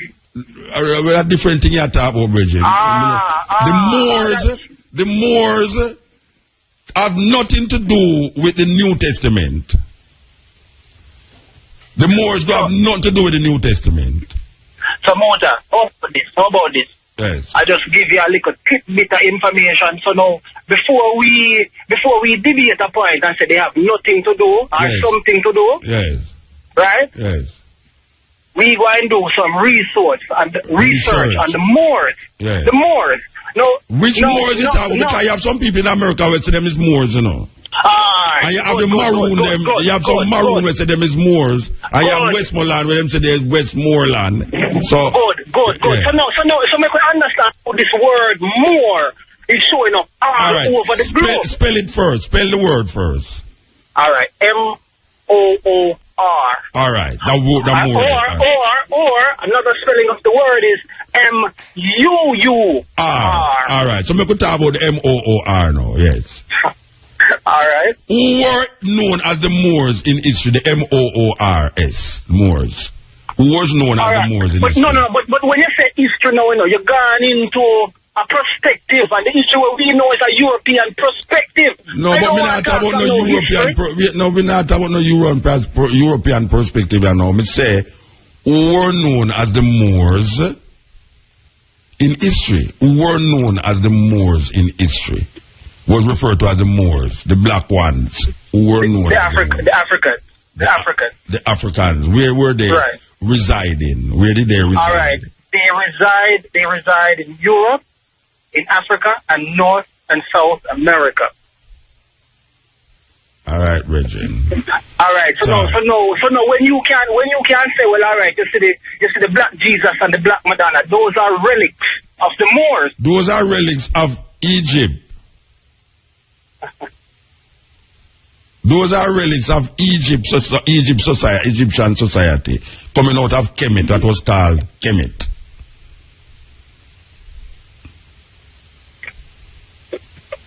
The black Madonna and child is a symbol that was brought down from Egypt with the idea of Osiris, Horus, and Isis. Right. These are the Greek names for these Egyptian. Those words are not Greek words. Those words are Kemetic words.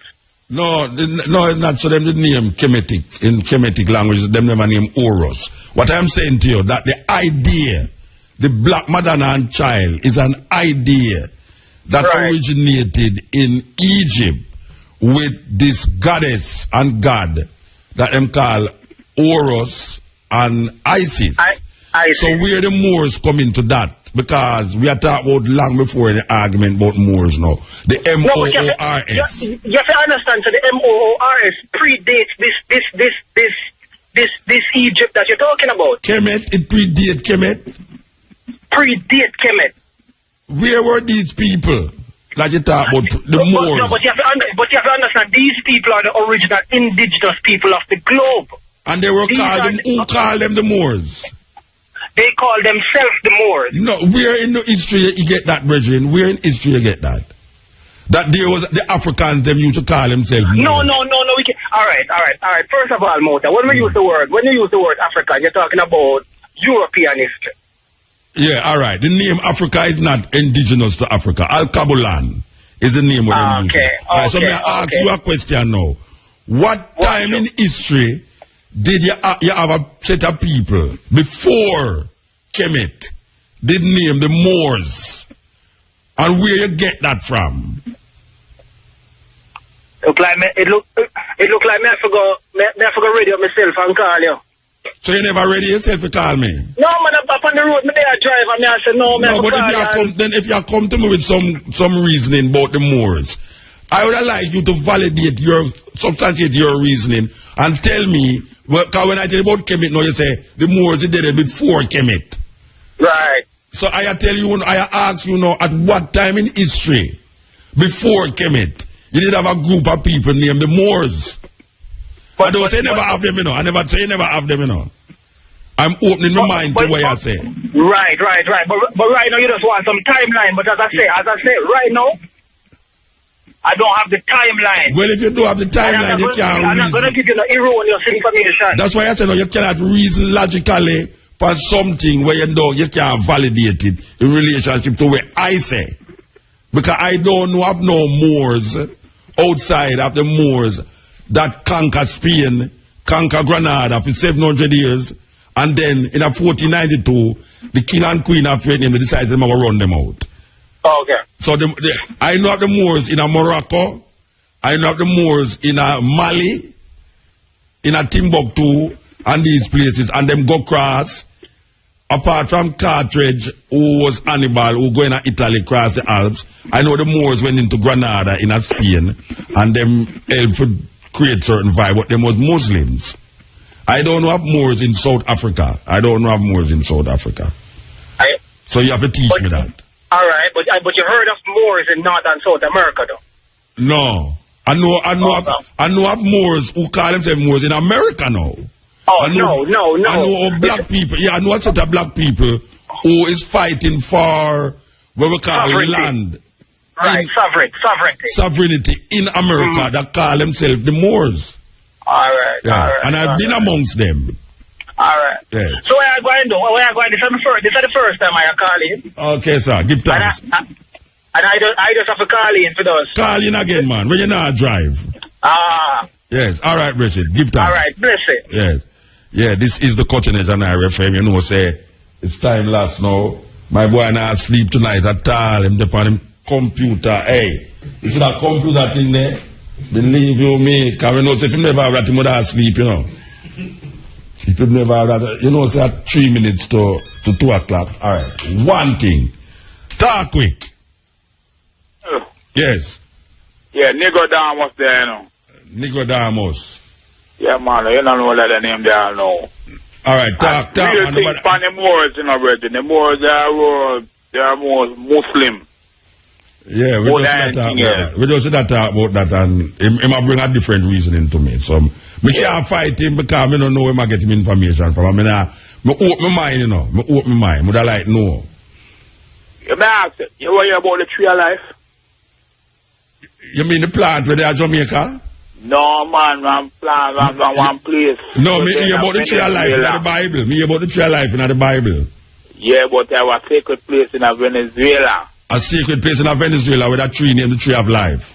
The Tree of Life, and them have some the fountain of water. We said, look, as long as you reach that place and drink that water. Yeah. So you never agree or anything. You never agree. Right through.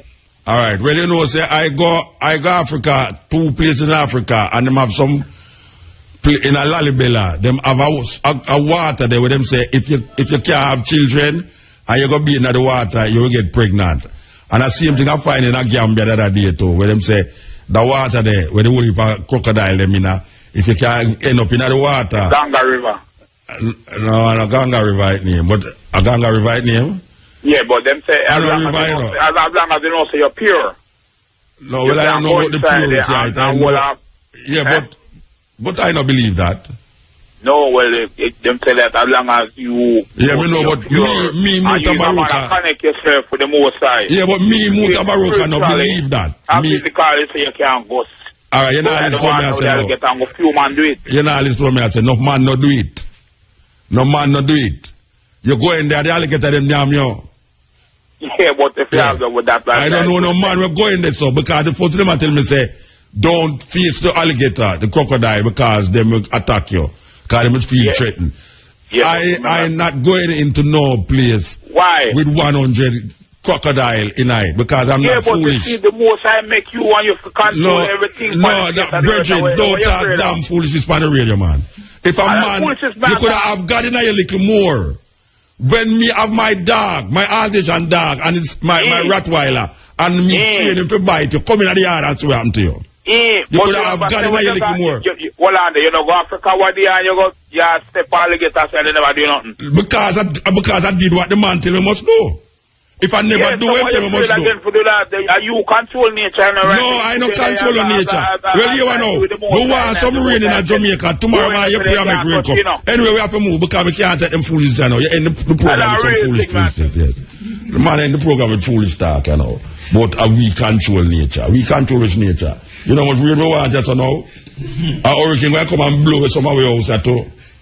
I don't know if we can't control the nature. It sounds like Almila.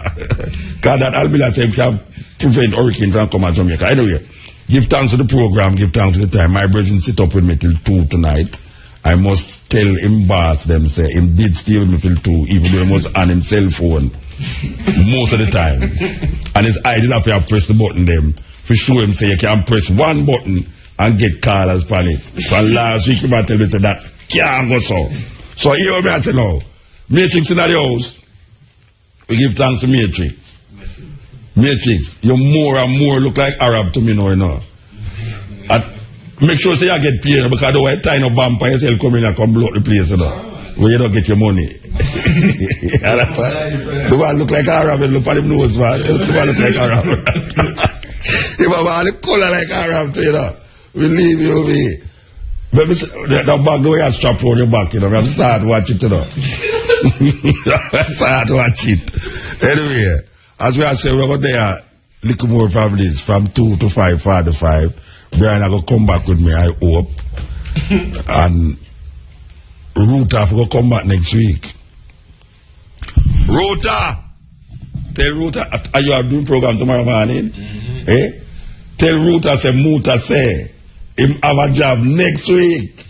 You understand? So him better know him have a job next week. I gone, you know, with this.